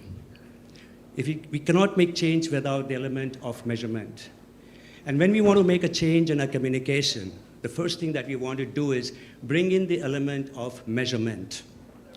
What do we measure in communication would be a question in your mind. Is how did the communication, the conversation ended, is a very important aspect as a habit, as a practice that needs to be done. Every time you end a communication, rate yourself. Did I end this conversation making the other person feel a little notch higher than what he came in for? Did I make a difference? It's not about giving them a solution. It's about changing the state of mind. Was I able to convey a message which took him from the state that he was in to a higher state? And every time you do that, pat your back. And every time you fail to get that answer, that I have made a difference to that person, right, there's an area of improvement that we need to bring in. Now, the next thing I want to share with you are 2 ingredients about communication. I personally use them in my life, and I think I've seen a big difference to my own personality, leave alone the conversation and the words. And what is that? The first ingredient that I want to share with you is about care. Bringing an element of care in your communication is very, very important. Now, care doesn't mean that when you're on the phone, you keep repeating in a monotonous rhythm to say, I get it, yeah, oh, I'm sorry, oh, yeah, I understand, oh, yes. And giving that kind of a monologue or giving that kind of a rhythm, more than music, is just nothing. It's sometimes irritating to the other person. What does care really mean? Care means presence. Giving your time, giving your presence to the person on the opposite side who probably you have never seen and you probably not get to see is very, very important. And how do we develop this presence? I have a simple formula. Consider the person on the other side as a human. It's very, very important not to objectify the person on the other side. Most of the time when we talk, and I don't come from a shipping background, I spent 5 years. I do sail, but I'm not a qualified seafarer. But the fact remains is that what I've observed is that people talk to a rank. Hey, third. Hey, second. Right? That may be the industry norm. I'm not denying that. But what does that do? It takes away the feeling of a person that you're speaking to. You're talking and you're objectifying that person. Take another example. When you know the person is, going to ask you some, or talk to you something which you don't want to hear, what goes in your mind? Oh, this guy's pain. You're objectifying that person. And you're talking to his pain. You're talking to the pain actually within you. So when you talk and when you objectify and you miss out the element of talking to a human, the care element is gone.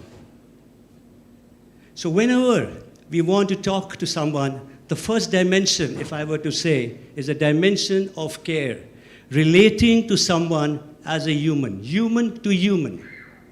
That's the first thing. Second dimension that I want to share with you is a dimension of direct talk.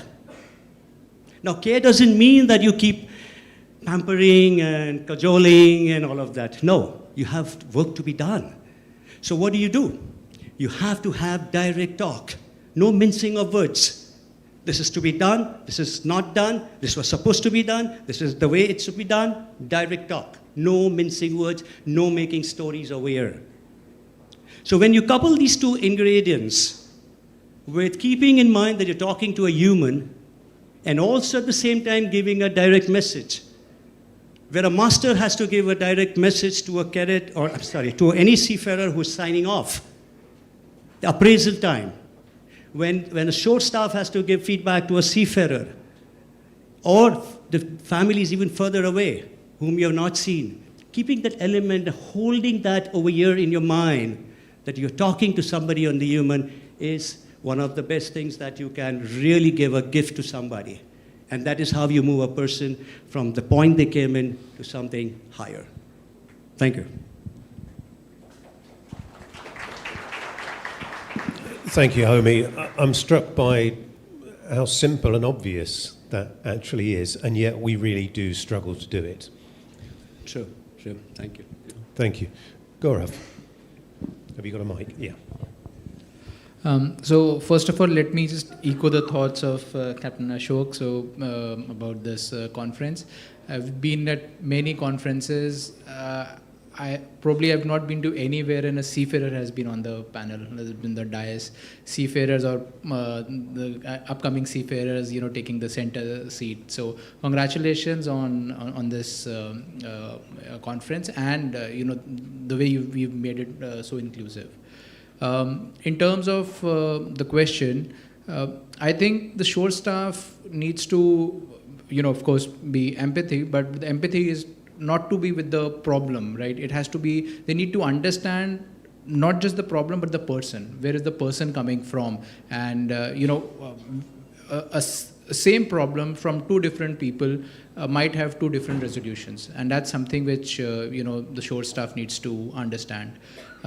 Second is that we need to act as a partner. And so, basically listening to each and everything what they're saying, and trying to solve it and in the best possible manner, and not to tell them that it can be done later on, right? Third, which I feel, is that we need to be very, very, very transparent. And that's what we've seen all our lives, that there is an issue, we don't know the solution. Let's be transparent to the seafarer that we don't know. There's a sign off due. Sometimes people just, at the shore staff, they say, we'll sign you off in 15 days. Instead of saying 15 days, can we be transparent in saying that we don't know, but we are trying to, sign you off in the next 30 days. And if for whatever reason it's not happening, let's tell them that for whatever, the finance, a reliever is not available, whatever the reason is. If one is transparent, I think that makes a lot of sense. Essentially, a care-first approach, if it can be taken from the shore guys, and I'm sure it's happening, but just if it happens a little bit more, a little bit better, I think that will help the seagoing staff a lot. Thank you, Gaurav. Our main theme that comes across from all that you've said is very much about listening. It's about understanding, responding. Sarika, so from a shore staff perspective, what practical steps can teams take to build trust with seafarers and families, especially during stressful situations? I feel shore staff should combine their professionalism with the human care. Because care cannot be taught. It's not a skill, it's a care. What Mr. Homi just mentioned, that care, it does not that we have to show every time, but yes, with the respect and with the situation, being more proactive in the communication, may feel supported by the seafarers and their family during the stressful situation. They feel the anxieties has been removed. So we have to be more proactive in the communication, transparency. We have to be transparent. The families, why not we give them a proper information? As clearly mentioned, they are not the objective. We have to plan them, we have to tell them, we have to convey them, not on the WhatsApp messages, but by communicating. Now everything, I got a very great mentor when I've started. I have almost 20 years in this industry. When I started, the communication ease was not that much. We didn't have a mobile. We don't have an internet. There was one single message goes from the office, collecting all the information together from all departments. But then still we had that communication bond with our seafarers and their families. They used to put a landline, they used to call, "Ma'am, I've sent you the letter, please, we have a small pigeon rooms for all vessels." And we ensure that, monthly at least we dispatch their letters to them. So that bond should always, that you should feel from inside. It's not that, mera kaam, it's my work done, I've sent, I've fulfilled the gaps, what's there on the vessel. It's the work starts when you send the seafarer on board, looking to their safeties, looking to their family. Be available. At least ask them on the stressful situation, can we help in any way? Can we be a help in any way? Sometimes the situation occurs when they are on board, when they are in the sea where, they will be reaching in another 20 days, will take to come on the port. But then things happens where, like the shore staff are helpless, even the sea staff are helpless, but we have to support each other, understanding the fact of the situation. But that can be done only by the communication. Now we have easy mode of communication, then why there is a lacking behind? No WhatsApp. WhatsApp message is when it's during the odd times when you are putting something, but just pick up a phone, talk. Earlier there was a landline where, we used to call the seafarer from different, I want to talk to that seafarer, he has to join, I have to know. Then his family member will come, then again we'll tell them. That's like, but still the communication were on. So I think this is the best way to be proactive, be transparent. Yeah, I know what you say about the different ways that people communicate these days. I know that when my phone rings, it's going to be somebody my age. It's just the reality, and I'm very used to picking up a phone, and people find it quite shocking sometimes that I'm speaking to them on the phone. Homi, culture plays a major role in how support is delivered. So what cultural practices or internal systems can companies introduce to help their shore staff respond with empathy and consistency to seafarers and their families? Sure, Simon, thank you. So yes, another interesting question about culture. First of all, what's culture? So what's culture? With today's generation, it's easy for me to relate. Coming with an IT background, I can say culture is the operating system of any hardware. Let's put it that way, right? So it's easy for you all to now to follow, it's like Android or Windows or iOS or something like that. What culture does, it gives behavior, it gives values to an organization. What culture does is, it adds flavor to your processes. Culture is not processes. When an organization says that we are implementing processes, it's not culture. Culture is the way you execute that process. Culture is a way that you bring in values, organization values, into the process that you're into. So, you see what happens to make you understand a culture here is, I've got some interesting metaphor over here. Let's say you have a garden at home and you've got 5 plants, okay? It's easy to water them every day. Well, what if you have a garden which is 50,000 acres? Impossible to even water it in a month. So what do? You create rain. You create rain. So there's a metaphor here which I'm going to relate again later. But what you do is that you want to make a change into the ecosystem. You don't go watering every plant. It doesn't work. So culture is that mechanism. Culture is that tool which organizations can leverage and create rain. Now, culture has many attributes. And I want to get into that, because if I start talking, Friday, you will be with me, I can guarantee you. One of the attributes of culture, and when I study culture, it's about biases. One of them, I'll just touch upon this for the benefit and in the context of what we're talking. The biases that we have, the biases we create. And one of the most important, if you look into psychology books, psychology will give you about 24 different biases. Dr. Harish is not around here, otherwise I would have tapped his knowledge base. But yes, so basically, one of the biases which I think is not in that list and which I want to share with you is the bias of distance. Think about it. We're talking in this context, and you don't know why I'm bringing distance over here. So what happens is, I'm sorry, I'm not used to this mic, but what happens is that with distance, you know what happens? Us versus them, I versus them, we versus them, right? So distance basically brings to finger pointing. With finger pointing comes fault finding. Fault over there. Oh, we are all good. Problem over there. Shore staff. Ship has a problem. Ship staff. Shore has a problem. finger pointing starts building up in your communication.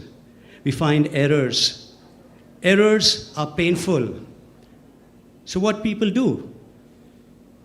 To resolve the errors, there's one magic thing which human psychology has been wired. Luckily, Dr. Harish is not there. I can talk psychology freely. Otherwise, he would have corrected me. No. So we are wired to take away pain from us. Do you agree? That's one of the neurological wiring in us. Humans are designed, are wired to cut off pain. So when we know that a seafarer, when we know that a person, when we know a distant, whoever that person could be, right, is a pain to us, what do? We replace them. Organizationally, when you know that there is a problem and a seafarer is constantly reporting that problem, or somebody highlighting something which is not ingrained with what the organization wants to hear, instead of solving that, what happens? We cut off that. We don't take feedback. Right? And that is one of the things culturally we have to be mindful about. So we change, I'll just leave you with this phrase, we change the players rather than changing our game. And culturally, I would encourage leaders to take that first step, because culture is top down. They have to exemplify that. They have to play that role. They have to lead that role, so that youngsters can really follow that. That's how we've learned, right? Observing and following those examples. So culturally, to answer your question, Simon, is about creating a reign and changing the game. That's how I look at culture. Thank you very much. Thank you. Thank you, Homi. Well, I'm British and we're used to it raining all the time, so I'm not sure what that means, but in cultural terms. Yeah, let it come down. Gaurav, so your work connects you with seafarers at all stages of their careers, and also especially when they step into a shore-based role. So in a sense, you see it from both sides. What tools, training or communication approaches can shore staff adopt to ensure that seafarers feel genuinely heard and supported?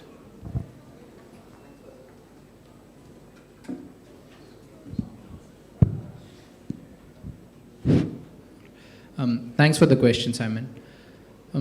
So essentially, how do we recruit a seafarer? There's a whole lot of tests to check the intellect, physical test, eyesight test, various situations that we check. So essentially, there's a whole lot of structured process through which a seafarer is hired. One of the key parameters for an organization is to retain the seafarer, to recruit the seafarer, right? And who does this retention is essentially the shore staff, and more so on the crewing side, essentially, the crewing department. Now, is there a certain psychological test? Is there a certain parameter which is tested when, or checked or evaluated when a crewing professional is hired? I don't think so. I mean, a crewing professional who's interacting day in, day out with a seafarer has to be affable. He or she has to be professional, has excellent communication, be empathetic. So these are skills which, of course, can be taught, but generally are, inborn. A person who's probably, good in communication or empathetic, that's internal. But we just train a person and we hope that, the person would have these qualities. So to start with, I would request that there has to be possibly a way of evaluating a person who is being hired in the crewing side of things. That's number one. Number two is we already have crewing professionals, probably hundreds, probably thousands in India. Now we have the training, of course, which is being launched, but maybe before imparting the training, maybe we could have an evaluation in terms of in a company, how many are matching certain parameters which is required. So and it could be different. So one company should or each company should enumerate what do they want in a crewing professional, a crewing staff. Have a test, evaluate that where does the person stand, and then understand the needs of within the organization. That what does that organization need with respect to the culture which the organization has, with respect to the number of seafarers that they would have. So once we know that, then I believe the training should be imparted. So that's what I believe, that the root cause analysis possibly should be done, and then accordingly various kind of trainings should be imparted. Yeah, so identifying the specific competencies that we want from those shore staff. And that's going to be very much about what we've described, isn't it? A very human approach, the ability to be able to communicate with people. Thank you. Ashok, given BIMCO's global reach and its role in setting industry standards, how do you think shipping associations can contribute to establishing formal shore support standards to ensure that seafarers' families receive a consistent support while their seafarers are at sea? Yeah, thanks, Simon. Again, like I said, BIMCO is an organization, a very formal organization, and we deal with ship owners most often. But looking a little bit deeper and seeing what are those little things that we do that goes a little more than the formal, say, for example, contracts or commercial clauses and things like that. I can give you two examples. So BIMCO is part of something called as a Human Element Industry Group, HEIG, which also has other industry associations as well. One of the topics that we brought in was the issue of, some call it commercial pressure, but some call it time pressure, is how the seafarers are being affected because of time, because of the less time that they have, they tend to cut corners. Every accident investigation report talks about the procedure not being followed, and therefore this is it's a human error. But when you look a little bit deeper, why was that not followed, then it comes to, he had 100 more things to do. He just didn't have time to do it, so he had to do something, one task less, and that was that cutting a small corner of safety. But then you take one step more and see why was that happened. Of course, there's a lot of procedures, but there's also the other side. It's the same time pressure or commercial pressure that's also affecting the shoreside staff. Be it the technical superintendent, be it the crewing manager, they're also being affected by a number of, I would say, KPIs and things to follow. So what we came up with was a guideline. It's called Time Pressure Guides. And we came out with, it's a comprehensive guide on what really happens and how to tackle it. How can the management of a company look into the aspects of time pressure that not only affects the seafarers but also the shore staff, and sort of putting barriers to those risks, because they can lead to further damage in the company. So there are a few time pressures, one of which is a time pressure guide aimed at ship owner, which means the office staff. There's another guide that's aimed at seafarers. There's a guide that's aimed at ports and terminals. So these are all there, available for free for people to download from the websites of BIMCO, but also the other organizations like Nautical Institute, IMRS, and all these organizations. So that's one example of what we did. But I think listening to what you've just spoken, and the numbers, actually the survey report, if I want to take like a couple of numbers from there. And this is something the business managers always like. They want to sort of increase their top line. And the way you do it is by looking at the numbers. And our survey says that if you have a good support, that equals, or that is directly proportional to a high retention rate. So there is a cue for ship owners to look into support for both the seafarers, but also the people that are sitting ashore providing that support. Because one of the things, as Gaurav rightly highlighted, is you don't look at the parameters of a crew manager when you recruit them, but also if you look at the the shipboard side, and I mean, I have to really keep it short, but if you look at the regulations, this is global and it's there for seafarers. And one of the examples I take is the drills, the fire drills and the LSA drills that we do quite often. We do it sometimes once a month, sometimes twice a month, to make sure that the staff, the seafarers, do exactly what they need to do in times of a crisis. Do we have a similar drill or something like that for the shore staff? Quite a few big companies do, but is that the case? Is that a standard across all companies? I'm not quite sure.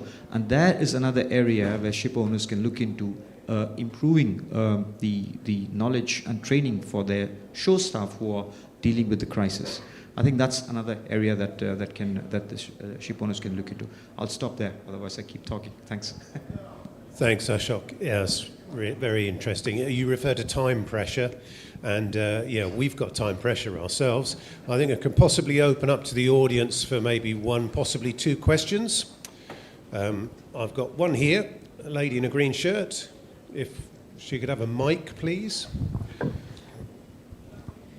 So this is something what Captain Gaurav said about doing the training and then doing the tests, and then the training should be carried out, and then it goes back to Dr. Harish from the previous panel when he said that take PHQ-9s by yourselves.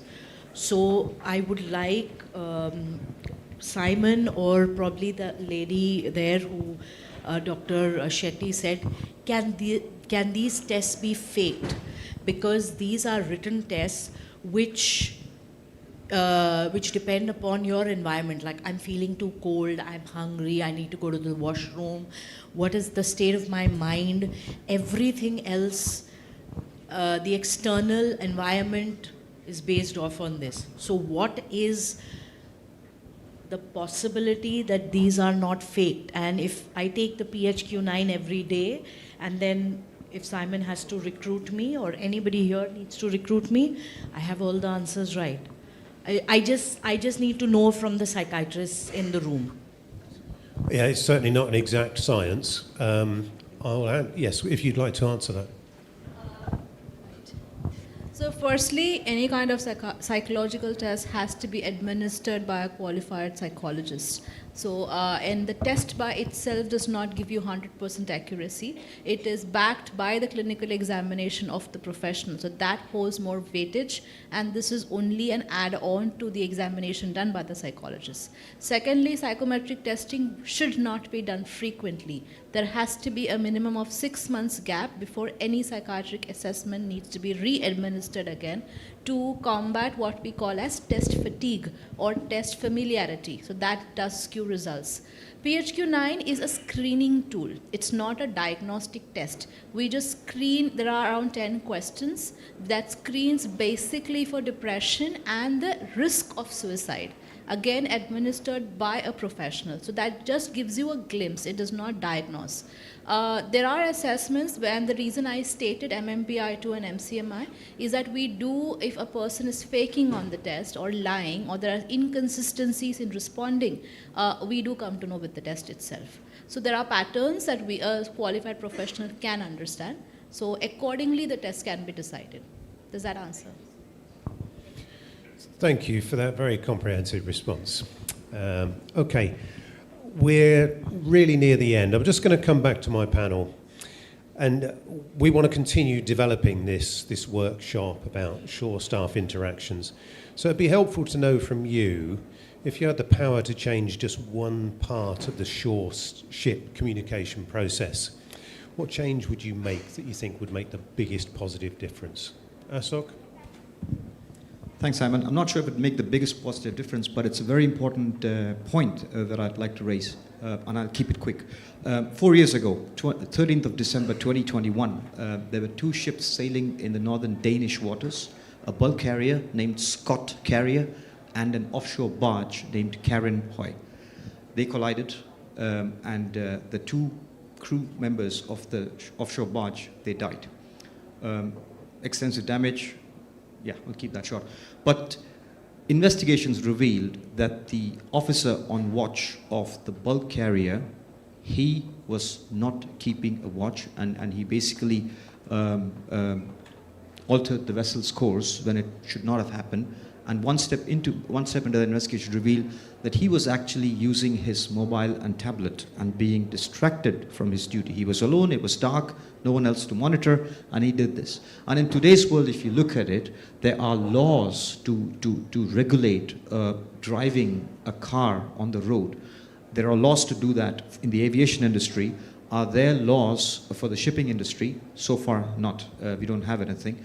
And I would like to urge the officers who are here that yes, you need to communicate, and you need to do the important communications, but please take care of also the safety of the ship, because one wrong and it can go wrong in seconds. Everything can come down to ground zero in seconds, and that's what happened on that ship. So there's something called as like I said, there's no mandatory requirements. But what the industry have done is we come up with a voluntary set of guidelines. They're called as the guidelines for the management of distraction-causing devices on board ship. Those are something that both the shore staff and the seafarers can look into and put some safeguards to ensure that such things don't happen. Because again, like I said, things can go very wrong very quickly. So yeah, that's my one little change, if I may. Thank you, Ashok. Thanks. Sarika? I'll prefer a regular feedbacks. That's the more important factor here. Where we get the regular feedback, we'll know where the team has to improve. Because like we don't have 1 person, 2 person, there's a team. So regular feedbacks will help us to improve, to more productive. Thank you very much. Homi? Well, I'll keep my answer very short, very, very short. And that is, one of the dimensions I talked about, which I just want to leave you with the start, is called power dynamics. Okay, and what that really means is power distance, actually, that's the word. Power distance, what it means is the distance between authority and the person at the bottom. How much gap do they have? How comfortable is a person, a junior person, comfortable to raise a point to his manager? And that is not the responsibility of the junior, it's the responsibility of the senior. How open he is willing to embrace that conversation with his juniors. How open and willing is he there to listen to them, to hear them. Because at the end, work happens at the ground level. And if the senior's ears are not on the ground because of the distance maintained, how can I say this difficult message to my senior? What will he answer? What will he think about? If those kind of thoughts are pushing back somebody to communicate effectively with the senior, a lot of information is getting grounded. So the first thing that I would encourage, to just summarize this, is how can leaders take a step forward to welcome communication from the juniors and break that barrier, what is called the power distance. Thank you. Thank you, Omi. Gaurav, you have the last word. Thank you, and I'll probably keep it very simple and something from the feedback that we have got. So one thing that I would like to change is that every seafarer has access to internet. That's what the survey showed. That's what the seafarers on the panel said, and that could possibly have saved someone's relationship as well. And I'm sure many more seafarers' relationships. So that's what I would want. Thank you very much indeed. Thank you, panel, for your hard work on this. Thank you, audience, for staying engaged. I will hand you back to Suchita. Thank you, Simon. That was a wonderful session with amazing insights and discussions. Kept all of us hooked up over here for a very long period of time. It's time to honor our moderator and panelists, for which I request Deepak Shetty sir to please come onto the stage and do the honors.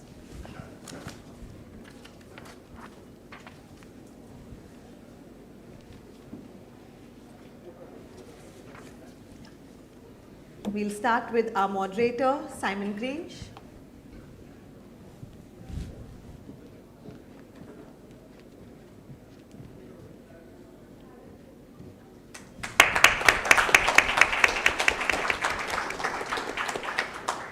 Captain Ashok.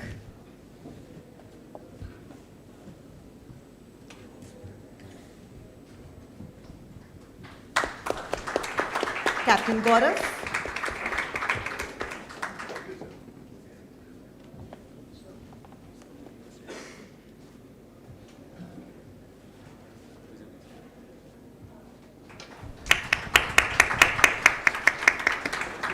Mr. Homi.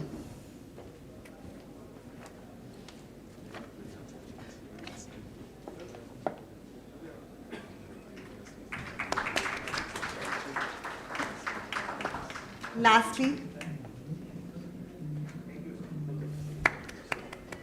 Ms. Sarika.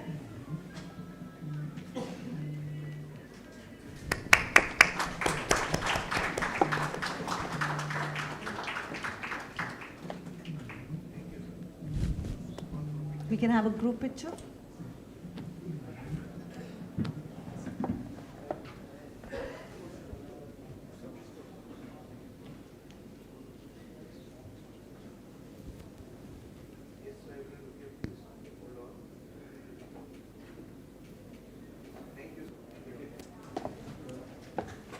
Thank you so much.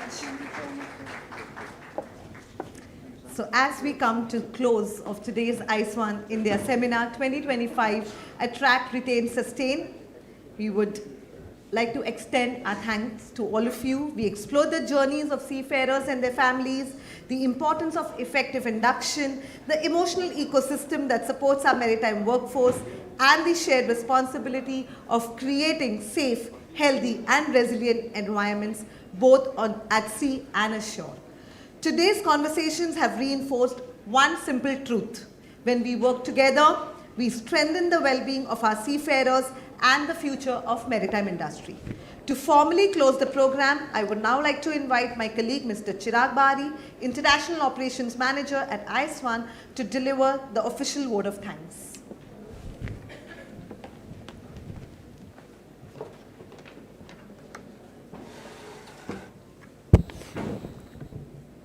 Working? Does it work? I'll just take it.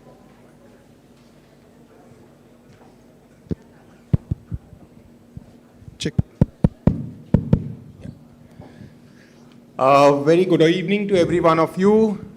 First of all, extremely grateful and thankful to each and every one of you for staying back till the end of the day. I think when we started, it was entirely full house. We had to bring in few more chairs from outside. So thank you very much for everyone for your support. Let me now be a bit of formal here, and thanks also to my team, Suchita and Orite, for helping me this out. But I would like to start with about the, it's a great honor to propose the vote of thanks to all those who have helped us in making this seminar a resounding success. I'm glad that we are on time, and because I think this was the greatest worry we had when we were planning the entire stuff. How are we going to do that? So thank you all the moderators as well for keeping to the time. So I'm truly humbled to be part of this wonderful gathering. And today we had the opportunity in the first panel to directly hear from the seafarers and their families. I think this was a wonderful session been moderated by Captain Samad Sinha. So I think a huge round of applause to each and every panelist on that panel as well, which set the tone of the entire discussions in the rest of the day. The constructive and motivating feedback they provided offered valuable insights on how we can further enhance and reinforce welfare initiatives for our both seafarers as well as their families. The experts panels reflected on and offered their perspective regarding ways to improve and standardize induction processes for our young trainees before they embark on their first voyage. I think it was a vibrant exchange of ideas that brought forward numerous important suggestions that we all can implement to strengthen the support systems available to seafarers at an early stage, including better access to the helplines.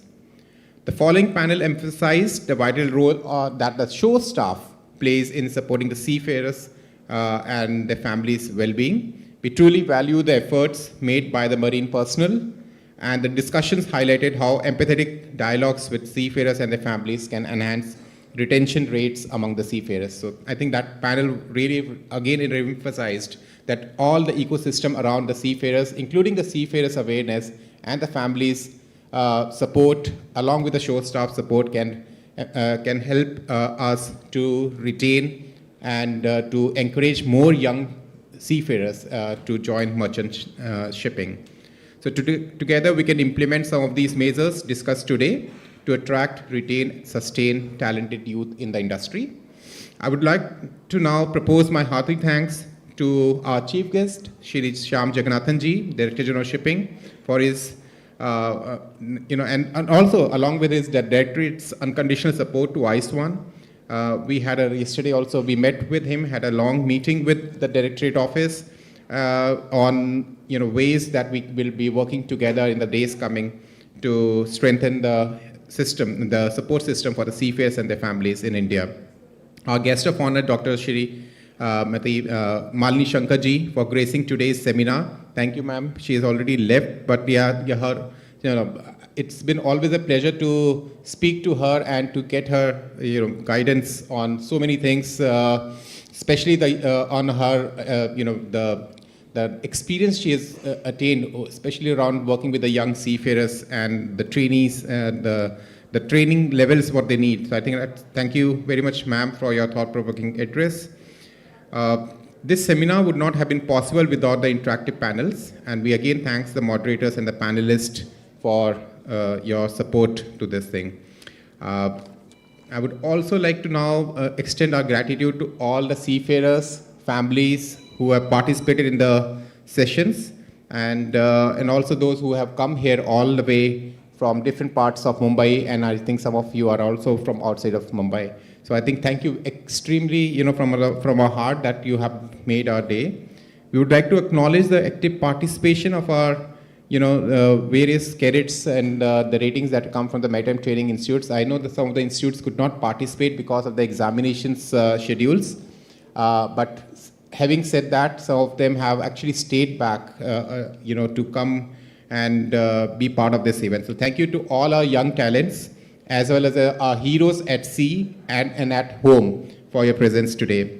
I would like to express our profound gratitude to the management of Bharat Ratnam CFC towards their support for hosting us at this wonderful venue. I would like to thank our esteemed sponsors, Fleet Management, Kandla Seafarers Welfare Association, Scorpio, Maersk, Emirat, Shipping Money, Campbell Shipping, Mayfair WeCare, MSI Ship Management, Seabird, Marlowe Navigation, Anglo-Eastern, Synergy Group, HIMT, Maritime Union of India, Sea and Beyond, Equitas, Small Bank, Media Partners, Merex, Trademaker, Radio Partners, Sailor Today, and for having trust in Iswan. I think I think there was a huge interest among the industry to continue their support to Iswan. We are very grateful to each one of you, and I think that keeps us motivated and encouraged to take more and more initiatives that will help towards bringing the more initiatives together that we can work together to improve the seafarers' welfare in our industry. Our humble gratitude to our industry partners, MASA, FOSMA, INSA, Ocean Centers India, Institute of Marine Engineers, Maritime SHIO, Offing Group, and all our partners here in India. I would like to also express my thanks to my colleagues, Simon Grange, who have helped us with their ideas and support. Along with us, give us a huge round of applause to especially Suchita and Aditya. Without you, this would not have been possible. I think they have been working round the clock from last so many days. I can't imagine that, and they have helped me to sleep properly. So thank you so much. This guide, what you can see in front of you, I think we also need to give a round of applause to Fleet Management, Nikhil, and the team over here. I was only listening that these guys were always in communicating till night, I think midnight, for making this happen at the last minute. So a lot of challenges we had, but I think we were able to reach that thing. So I think thank you so much for the work that we have done in this, and I hope everybody of you will be able to have a look of that, and please spread this across your families, and I'm sure that will help. If you need more copies, please do let us know. The interactive session during the seminar today and the active participation from each of you has been very encouraging and motivating for us. I thank each and everyone here and all of our wishers whom I may have missed naming. Especially I would like to thank C and Beyond for having put up the registration desk as well. I would also like to thank some of the volunteer cadets here. I would like to name them. I'm not sure if they're there. Cadet Praful Sharma, Cadet Ashi Mittal, Cadet Dipanshu Rawat, Cadet Sumit Kumar, Cadet Shaurya Vyas, and Cadet Daksh Kumar Singh. I think you guys really helped us a lot during the this day. So thank you so much. Big round of applause for them. And once again, I thank you everyone. And I think we would love to meet you again in the next year.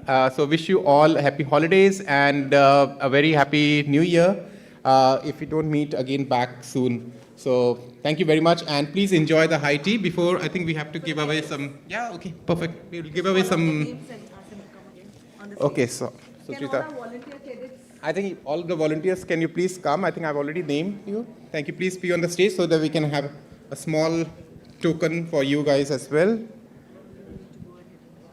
Yeah, okay.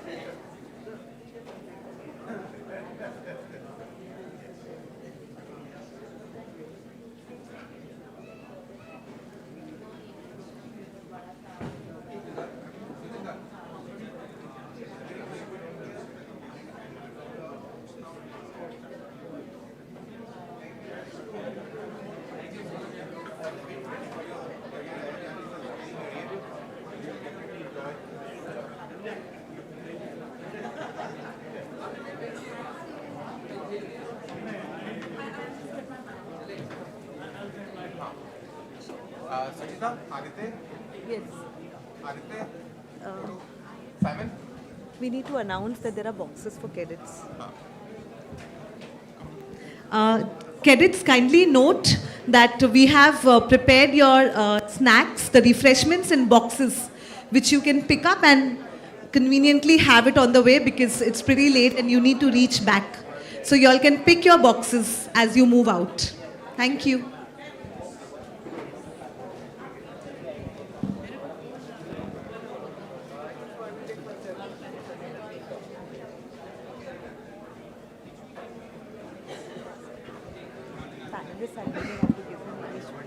Yes, just one.